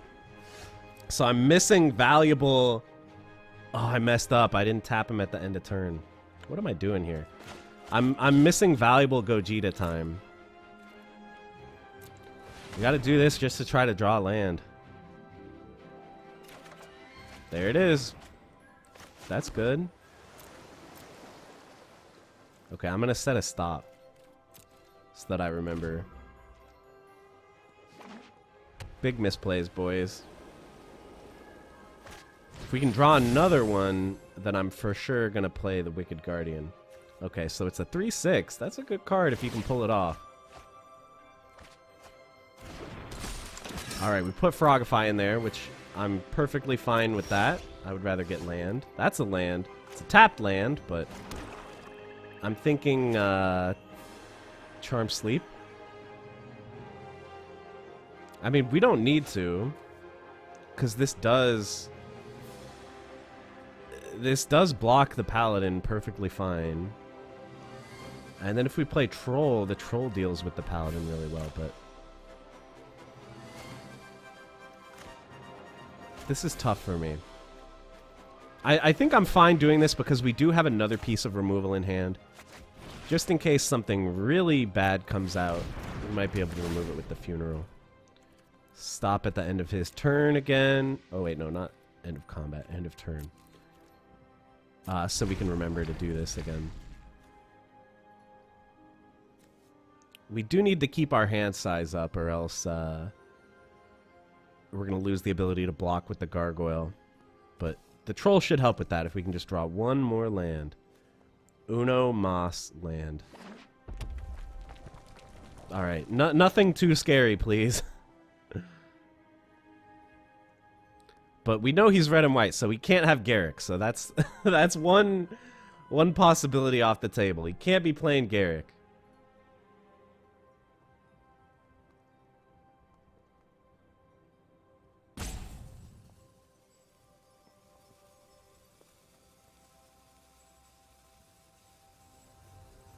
Alright, let's see it. What you got?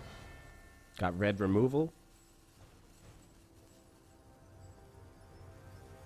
There is a 5 mana, like, deal 5, right? Or deal 6 to a creature, something like that. With Adamant. There it is! Called it. Deal 5 for 5. Didn't get the Adamant. Let's remember to tap it. Alright, we got more junk out of the top of the library, which is good. I want land! There's a land, baby! Let's rock, Troll! Let's rock, dude! Oh my god! Clutch! Clutch. The exile off the top from the Gargoyle saved our bacon. Nice. Drawing more cards all day. Really, really glad that I played the Charm Sleep on this, by the way. Feels good. We got 4 in the grave. What? You're attacking with a goat?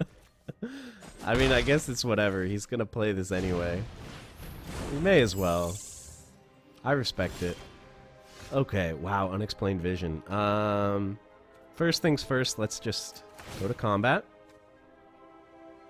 Draw another card because the Troll is broken. Like, draw 3 cards, gain 9 life, and then have an 8/8 when all is said and done. I mean, can you imagine? Okay, so play this. 6 open. What are we doing here? This is not bad, but we don't have a follow-up play. I kind of like this, to be honest. I kind of like this. Oh, it was a mistake. No, it didn't matter to play the land because we only have blue in hand. Anyway, I like playing this while the board is relatively, you know, relatively empty of threats, because then we get to fix our draws. No thank you. See, this is why we do that. Now our draws are good for the rest of the game. Let's think, though. We might want at least one of these lands. Like, okay, so next turn, draw a land. Then we have 7. Play this and this. Next, okay. I think we're gonna ditch them all. Because we have one in hand, we're fine. Okay, but then what card are we discarding? That is the question. Honestly, I kind of want to discard the island, right? Yeah, get it out of here. Everything else is gas. Plus, we're making Festive Funeral better by filling up our graveyard, so that's good.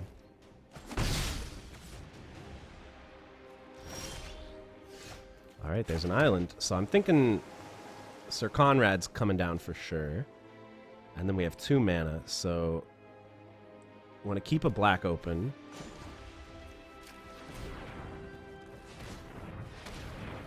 Oh no, we can't. We can't because he needs 2 black.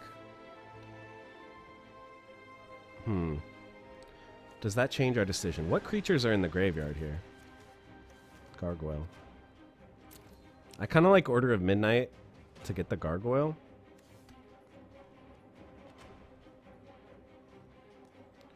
So that's 4 mana. Then we have 3 left. Can't really do much with it. Can I control Z? Undo, undo, undo, undo. Okay, let's attack. Let's see what happens. I'm missing 1 damage from him sacking the goat with Sir Conrad, but yeah, that fixes everything. Wait, did we already play a land? I already did. I'm stupid. Shouldn't have played a land. Okay, so what are we actually doing here? How about this?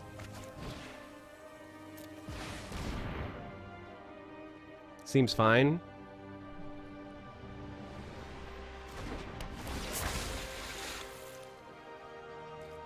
Yeah, I'll do that. Discard the swamp, I guess. And then once again, we're missing a damage. Removing a creature from the graveyard. Sir Conrad not getting his ping in, but I'll survive. Okay. That was a hard turn for me, guys. That was a toughie. Okay. I mean, he has 2 cards in hand. We have 7 cards in hand, plus 1 that we can play. Yeah, it's over, bro. I'm sorry. The troll's coming through. Oh my god. Turn 5 troll. Unbeatable. Unbeatable. 1 more, right? 1 more win? 1 more win, baby. Let's do it. Let's go all the way to 7-0. Let me see it, boys. Gargoyle and troll in the opening hand. That's what we need. Gargoyle and troll. Oh my god. Honestly, this is some of the craziest luck I've ever had. Like, I know I'm using it all up, so when I go to my real life pre-release, I'm not going to open anything good. All my rares are going to be like only for constructed, terrible limited cards, but this is so fun, I'm willing to take it. This is 100% a mulligan. Can't play anything, no blue sources. Oh god! Okay, this is bad. If we draw a blue, we're sitting pretty. But literally unplayable hand, so I think okay, this is acceptable. So we have to put 2 away. I think we're gonna put the turtle away for sure, because we can bring it back with Order of Midnight, and we're gonna put Island away because we need a black source.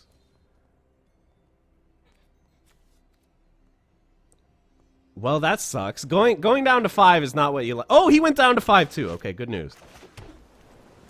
Okay, stop at the end of his turn. Cast my opt. Whoa. This is an aggressive deck, huh? Yes, I need that. Thank you. Oh wait, what am I talking about? The turtle the turtle didn't go into the graveyard. The turtle went to the bottom of the deck. Oh my god. What am I thinking here? Whatever. It's worth it to play this. We're not too concerned about value right now. We're just trying to maybe get some damage, not die. This can't block, so it won't help us not die, but whatever. Are you gonna buff it?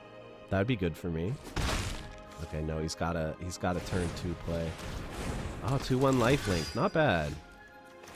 But that land draw is really good. So we'll counter whatever he does, and then we'll steal something sick from his hand. Oh, he didn't do any... Uh-oh. That's bad. Okay, they've patched the issues. Great.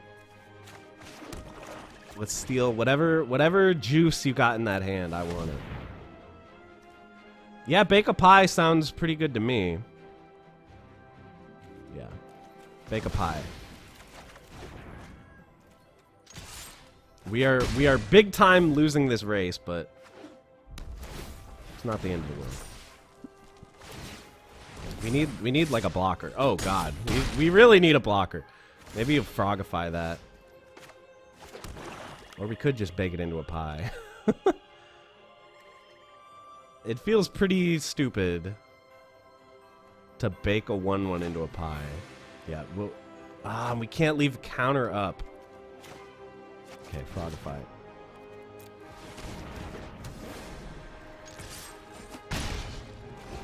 This doesn't feel good. We might just die because we haven't drawn any blockers.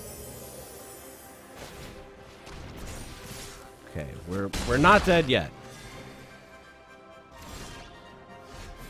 That's something. That's a blocker.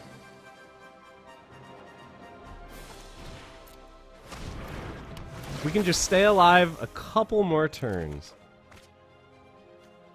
That's not bad because it's a good blocker, so feels bad, but I think we're getting rid of Say Please. Okay, don't kill me. Pretty please. Clackbridge Troll! Well, that's getting baked for sure. Yeah, I'm gonna do all three. Okay, so let's think about this.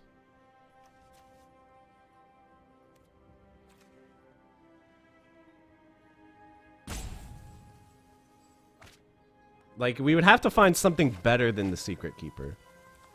That'll get us killed if we do that. That'll get us killed. Okay. Yes, I will be doing the sacrifice. Okay.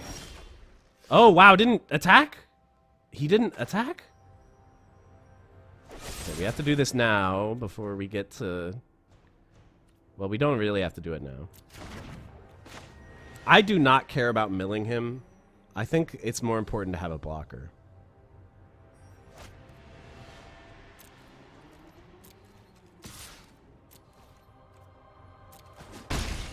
Milling him has basically zero relevance. He knows that I have bake into a pie, right? Yeah, maybe we'll get something better than the Raider. No. Okay, so we have to... Before combat. When it says to attackers, I have to remember to bake. Because we don't want to get this trigger on the stack. Can I do... Yeah.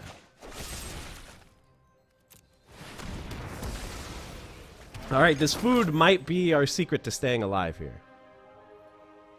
And these goats, to be honest. Oh no, he's bringing it back! Of course I knew that he could do that. Yeah, let's do it. Let's get some removal. You're not removal. You're not removal. You're not removal. Okay, well we can stop this from attacking for a long time, but oh. Oh.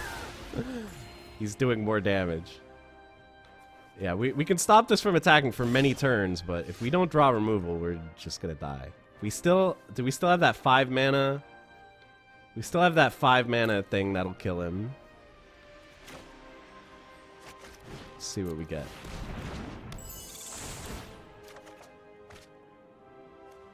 Gargoyle's good. Once again, it tapped my mana terribly. Why would you leave me 2 black up? That makes no sense. Charmed Sleep is good. Charmed Sleep is very good.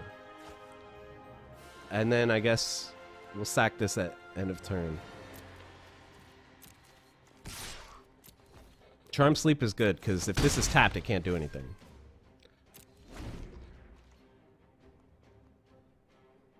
All right, it's possible, guys. It is actually possible for us to win this. Honestly, maybe it's not that bad that the auto tapper ruined our life.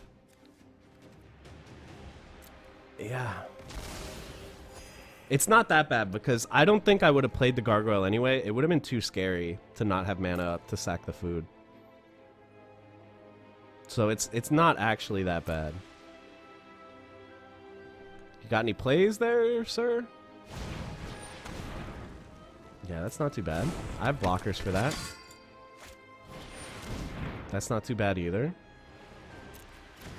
He's gonna hit the troll. He's drawing a lot. Maybe we can mill this guy out. 23 in the deck. I don't think that's gonna happen. Let's get 3 life so we don't die. Okay. Time to stabilize. The crappy thing is, this uses up both of our blue.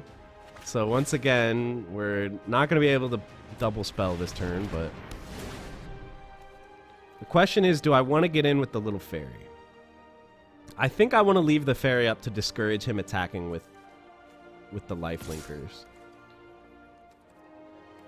I think that's the way to go. Attack with this because it can't block. No downside to attacking with this. But... Alright. We can bring this back. If we can get our own troll, we can bring this back, guys. Okay.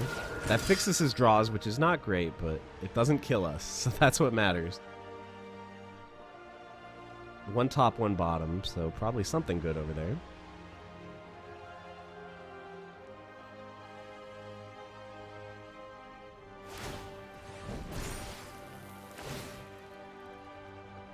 Decline. It's tapped. I don't need to tap it again.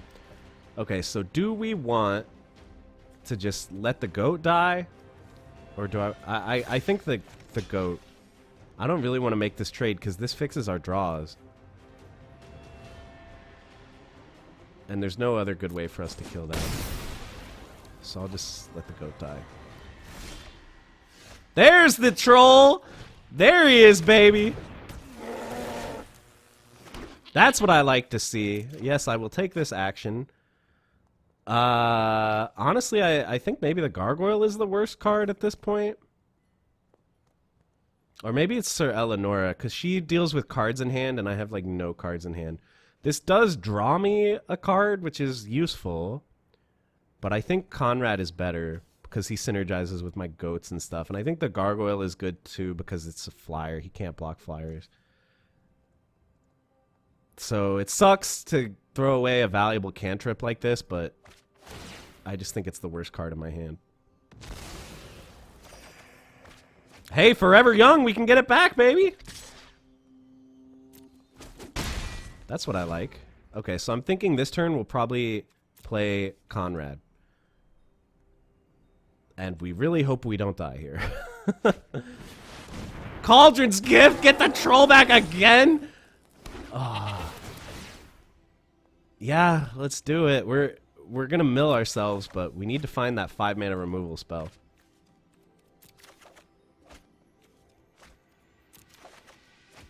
Okay, we got all our lands out of the hand.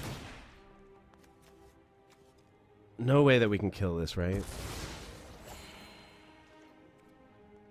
God, I'm gonna mill myself out. This sucks. Yeah, take a goat.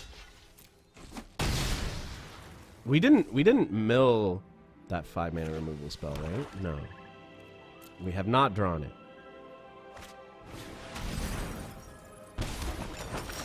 Oh, this guy... Oh, wait. I have 16 engrave, so yeah, I'm for sure... Okay. Do this to get 1 damage off of the goat dying.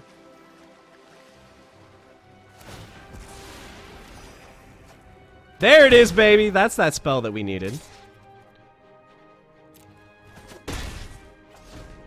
Which, it means he gets 1 more life, or 1 more activation of the troll, which is not amazing, but... And then at this point, I think I will block with the Sage if he attacks with the Guardian, because... Yeah, I need to not die.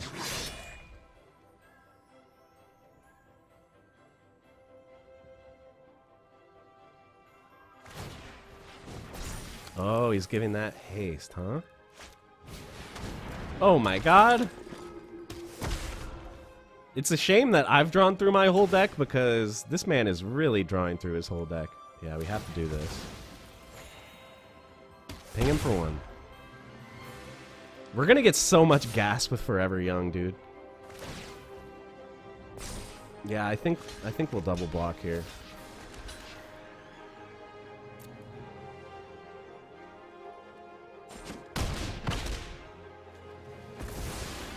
I don't mind losing that because I'm not going to use its ability anymore anyway. All right, can we somehow bring this back, guys? What do you think? Kill that troll.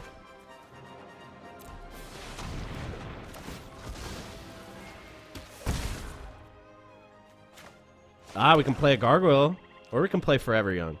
Let's count. 1. So these are how many pings we're going to get from Forever Young. 1, 2, 3. Just 3? That's all the... Oh, 4. 1, 2, 3, 4. Right? I think the gargoyle is better because he's going to get me damage next turn.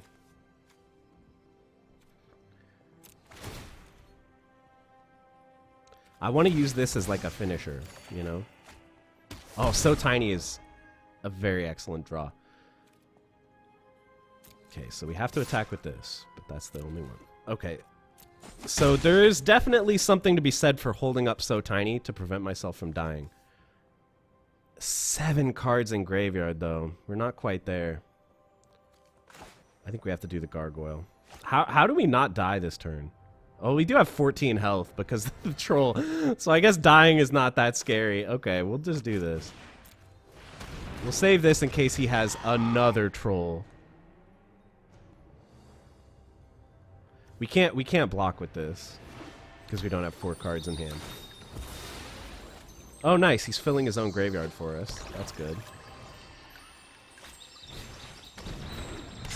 Wow, dude. This guy has a good deck. I can see how he has 6 wins.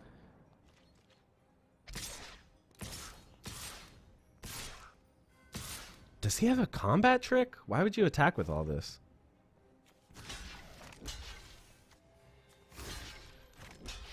I don't know about this.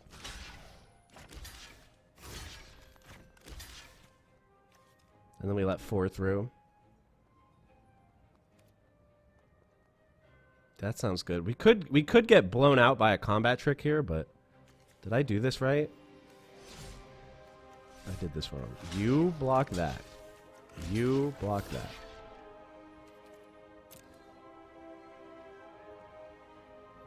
I don't even know what combat tricks black has. Do they have it? Barge in. Oh, we lost Conrad. But we can get him back with Forever Young.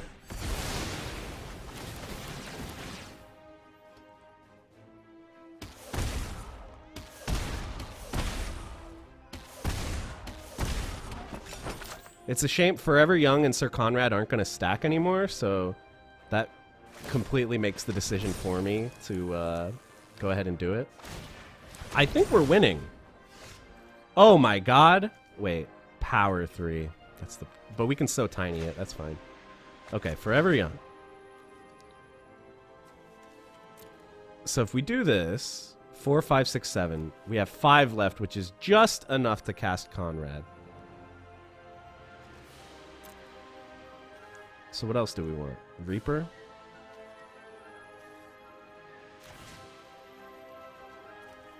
How many cards in deck? 13. We're still not going to mull him out. Or, what's the word? Mill him. We only have 5 cards in deck, but we actually are making our deck longer, so... I kind of like this.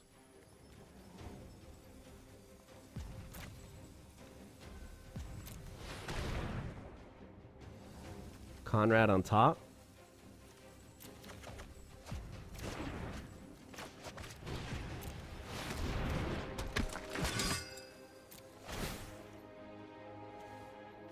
Now, we do have to make sure that we don't die. The 3 HP helps a lot, so... The question is, do we attack with the gargoyle? 4, 8, 12. Very scary. I think I'm going to leave the gargoyle up. Makes him less likely to attack with the 2-1. And just kind of helps me generally. I think I would trade the gargoyle for the 4-2. Ah, re-equip.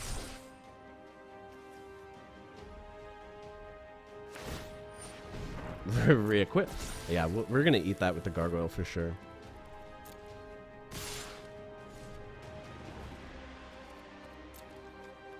Oh, gargoyle can't block! Okay, well, we're gonna eat that with Sir Conrad. It really sucks, but we have to remove the damage.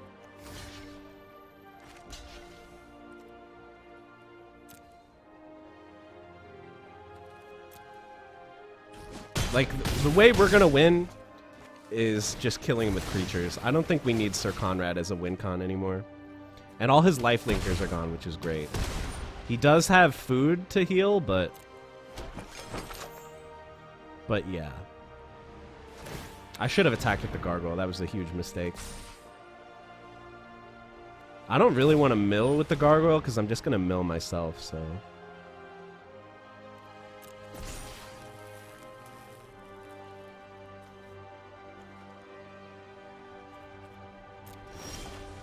And it would mill our Eleonora.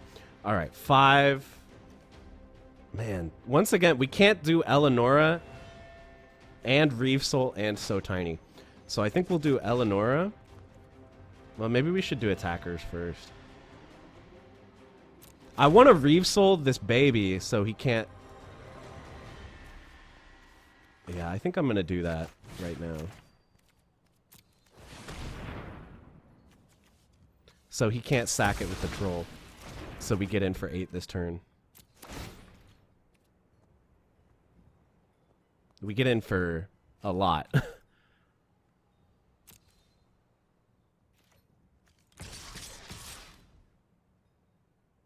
We could leave the troll up. We could leave the troll up, but I don't really think we need to, because we're gonna So Tiny whatever he's trying to kill us with. And then next turn, he just dies no matter what, right? 13, 14, 15. Yeah, he's like mega dead next turn. He'll have 2, 5, 8, 11. He'll have 11. Yeah, I think we have to attack with everything.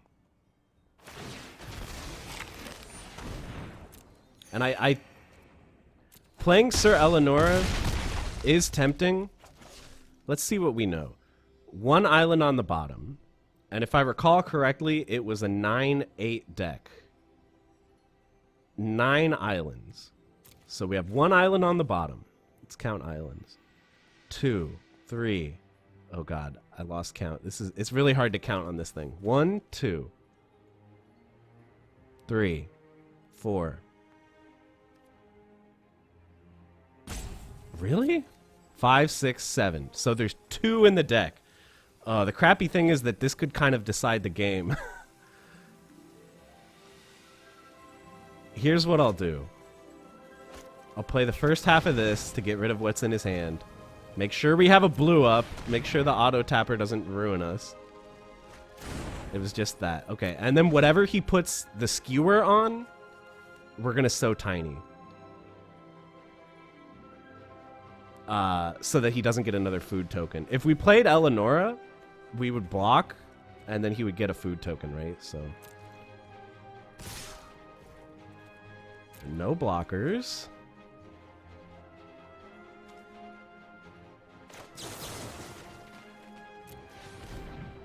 Okay, do we win?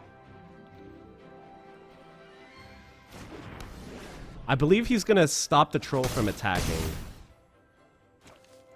by sacking the 0-3. So that's kind of whatever. What? Oh, he just cast the first half for fun?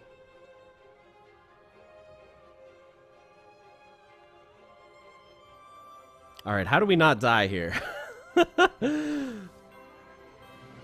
We get in for 7, but he's gonna have a lot of HP. Can't do that. That'll kill me. So this uses all my mana for a 4/5. Well, let's attack, right? He's probably gonna sack the -2. A land is actually pretty good. No reason to not attack with everything.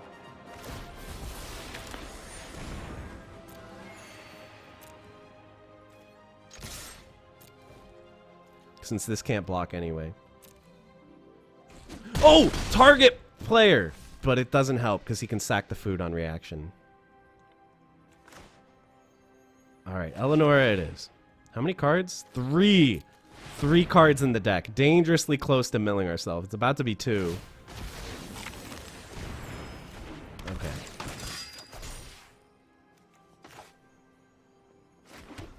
We could do Foreboding Fruit, but then we just mill ourselves. No, thank you. I'm going to use Foreboding Fruit for lethal, probably. Okay. Come on, nothing... No removal off the top. Oh, no, he's stealing it! He's stealing it because it's a human! No! No! What a draw! Oh! Oh my god, what a draw. He got the exact card he needed, dude. Anything that wasn't removal, we would have won. Oh no. And if we had played the big creature instead, we would have survived. Because he's not a human. Of course I can't play around that card, but wow, more bad draws, dude. Okay, this is fine. Merfolk Secret Keeper plus So Tiny is pretty good. Alright. What are we putting back? I'm thinking... Fae? Or we could put... Maybe an island. Yeah, I think that's better. We'll draw another land by turn 3. See, there it is.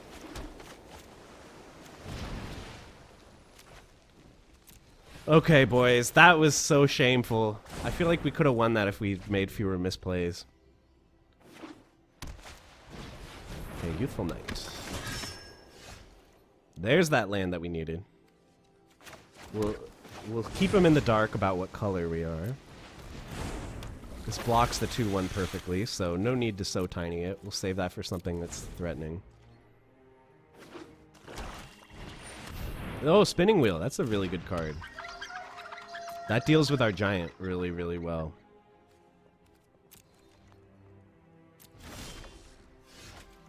Probably just gonna pass here. I want to actually use the left half of Fae of Wishes, so...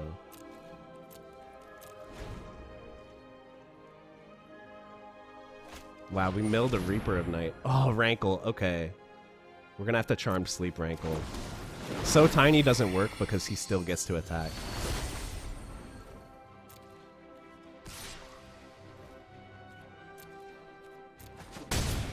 Is he gonna do sack or what? These aren't really that bad. I'm fine with discarding because I have too many islands anyway. This actually isn't really that good. Yeah, he chose nothing. That's what I would have done too.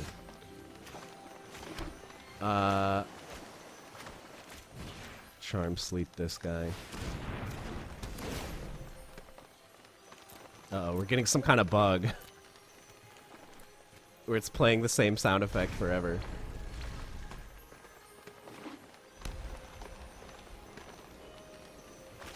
This is horrible. Okay, we're probably gonna So Tiny that. Yeah, I think we have to.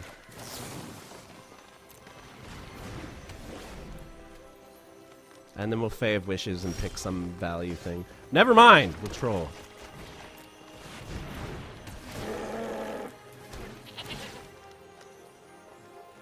And it's good that we've gotten Rankle out of here because he could make us sacrifice, which is really not what we want.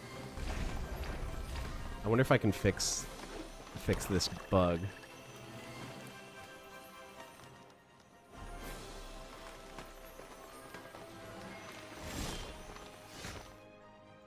I'll just turn that off so it stops. Okay. Well, before we do anything, let's go to combat. He's going to remove it from combat. Tap it. Fine. If you have to spend 5 mana every turn, good luck getting much else done, huh? I think Unexplained Disappearance is just better. Oh my god. Okay, get these out of here. Opt is fine, I think. I wish I drew Opt so I could spend it this turn, but it's fine. It helps us dig through lands. Which that's really what you want in Sealed, is to not draw lands late. That's like the most important thing. Okay, so Covetous Urge is pretty amazing here. This is an absolute ball buster against our opponent. Let's just do it. Oh, I bad order. I should have waited for him to tap the troll with the wheel so he wouldn't have mana to play whatever is in his hand. Big misplay. Because he might have murder or something.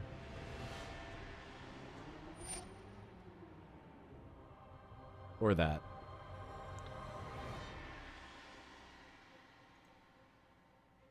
Well, how am I going to deal with Rankle now?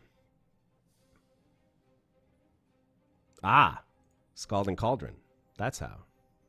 So Rankle will remain... Oh, no, he will untap on the opponent's next turn. Yep, Conrad.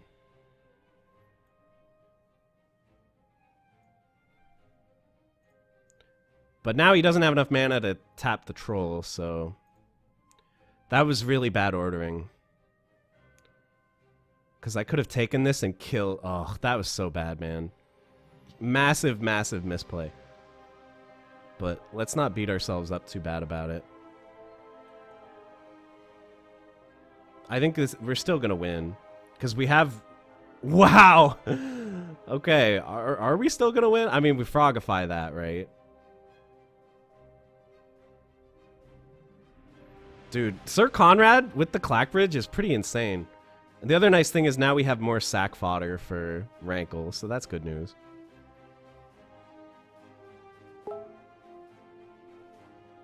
Why am I bleeping? I swear I closed my window. I guess I didn't. I had it open in multiple windows.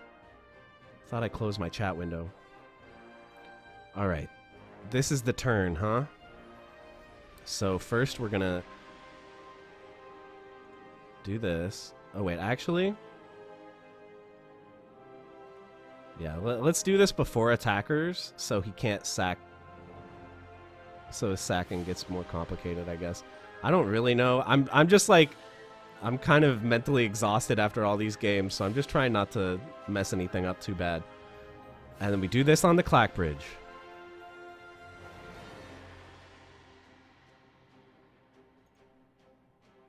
No creatures in grave, so this is not really relevant. I think we'll just hold. If he does end up digging up some kind of removal for Troll, we have a lot of ways to get it back. Oh yeah, the Festive Funeral's a good one. Like, we have so much value in hand. The only way I think we can lose is if he has some kind of massive bomb that we don't have an answer for. Does he have any Knights in grave?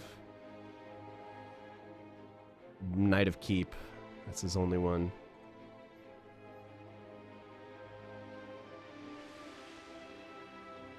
Alright, I think it's got to be Sir Conrad, right? It's a shame we don't have one more land, or else we could do Fae of Wishes, too. But gotta be. He's probably going to sack the troll. Oh yeah, another way we could lose is if he has a bunch of recursion for the troll. That would be bad, but we have recursion for our troll, so... how can we lose?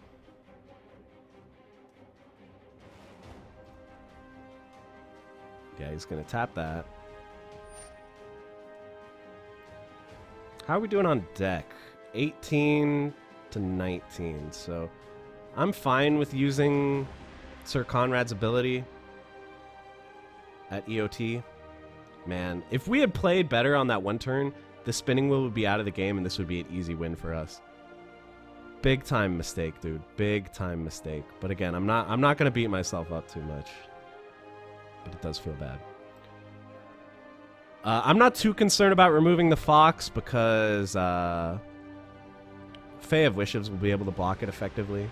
Nice. Put creatures in the graveyard. The only bad thing is now that's creatures that he can get back with Barrow Witches. Yeah, I'll do that. That sounds good. Oh, we gotta concede! I mean, at this point, this guy has to kind of realize that my value is insane and he can't keep up. But that was a little scary. Guys, I'm pretty ashamed of some of the misplays today. But, you know, things happen. Even if you're a really good player, which I'm not, misplays happen, so I'm not going to beat myself up too much. We got really lucky, and we made some good plays along the way. Can we just go back to game 1 where I did... I frogified my own guy to kill his Garruk, and I swear that won me the game. I'm going to screenshot this. Hold on. I'm gonna screenshot my win screen because I'm so proud that my very first sealed of the format, I got 7-1. Pretty incredible. And I'm glad that you guys got to see it as well. Let's claim our prize. 2,200 gems. That's another entry into sealed. And 3 packs. Let's claim them. Let's see how are we doing on the mastery tree here. Not much, but we'll work our way up. I haven't looked at this yet. In case you guys don't know about the mastery tree, they introduced this with Core Set 2020. You level up as you complete quests, and you get free prizes as you level up. And then if you pay gems, which I already did, it's like 3,000 gems or something, you get an extra set of rewards for every single level up. So basically, I like paying for this just because like it rewards you for playing the game more. So I think it's fun. And then the cool part is you get these orbs, right? And it's like, what are these orbs for? You put these in here to unlock foils or, you know, card styles. These shiny animated versions of cards that are the equivalent of like gold cards in Hearthstone. So you get to choose what color tree you want to go down, and then you can get foils for all these cool cards. It's pretty amazing. So we don't have any of these yet, right? We have no orbs. Yeah, 0. But if I were to work through this tree, I think I would do blue first. Like I said, it's my favorite color. Plus, I like a lot of the cards in there. Otherwise, maybe I would do black, because black gets you... Wait, do they have the... Yeah, they have like Murderous Rider. I would do black for sure. Anyway, let's pop these packs. Let me turn sound effects back on, so you guys can hear the luscious card opening sounds. Questing Beast, that's a mythic. That's a good card. I like it a lot. Other notable stuff in here, I think Witch's Oven is actually extremely strong. It generates food. Like, yes, you have to sacrifice your own creatures, but there are a lot of situations where sacrificing a creature is basically free. Like, for example, we were fighting a lot of Clackbridge trolls. If the troll is dead, the 0/1 does nothing for you, so you can turn it into a food. Or if they do a board wipe, you're going to lose the creatures anyway, so you may as well sack it. And also this weakens their removal, because if they try to remove a big threat, oh, just sack it. And if it's got toughness 4 or greater, you get 2 food tokens. So really cool card. And that was good to pull a mythic, so I feel good about that. Happily Ever After. So this is an alternate win condition. You can see at the bottom it says you win the game, but you got to do a lot of stuff. 5 colors among permanents you control. That's pretty hard. 6 or more card types among permanents you control, and or cards in your graveyard. That's a hard one too. And your life total has to be greater than or equal to your starting life total. So you can't have taken any damage, or if you did, you would have to heal it back. So I love alternate win conditions. They're always really funny. They're always really hard to do because they don't want you to to not have to play the game of Magic, but that's a fun card, so I'm glad to get that. Wandermare could be cool in like an adventure deck. So could Garenbrig Squires. That's fun stuff. Let's keep going. Oathsworn Knight. So this card is really strong and limited. It becomes a 4-mana 4/4, and it's immune from combat damage. But each time you get hit, you remove a +1/+1 counter. So someone pointed out to me, and now I can't unsee it, that this is the Black Knight from Monty Python. So he's got 4 +1/+1 counters that kind of represent his arms and legs. And each time he gets hit, he loses one. But it's okay. He keeps fighting. He doesn't let that discourage him. He keeps fighting even with his limbs gone. All right, let's keep going. Crack-a-lack. Ah! Gadwick the Wizened. When he enters the battlefield, draw X cards. When you cast a blue spell, tap non-land This is a good card from Mono Blue. I like it. Arcanist Owl, also good in blue-white artifacts and enchantments, which is an interesting deck that I'm thinking of building. But that's it for our packs, guys.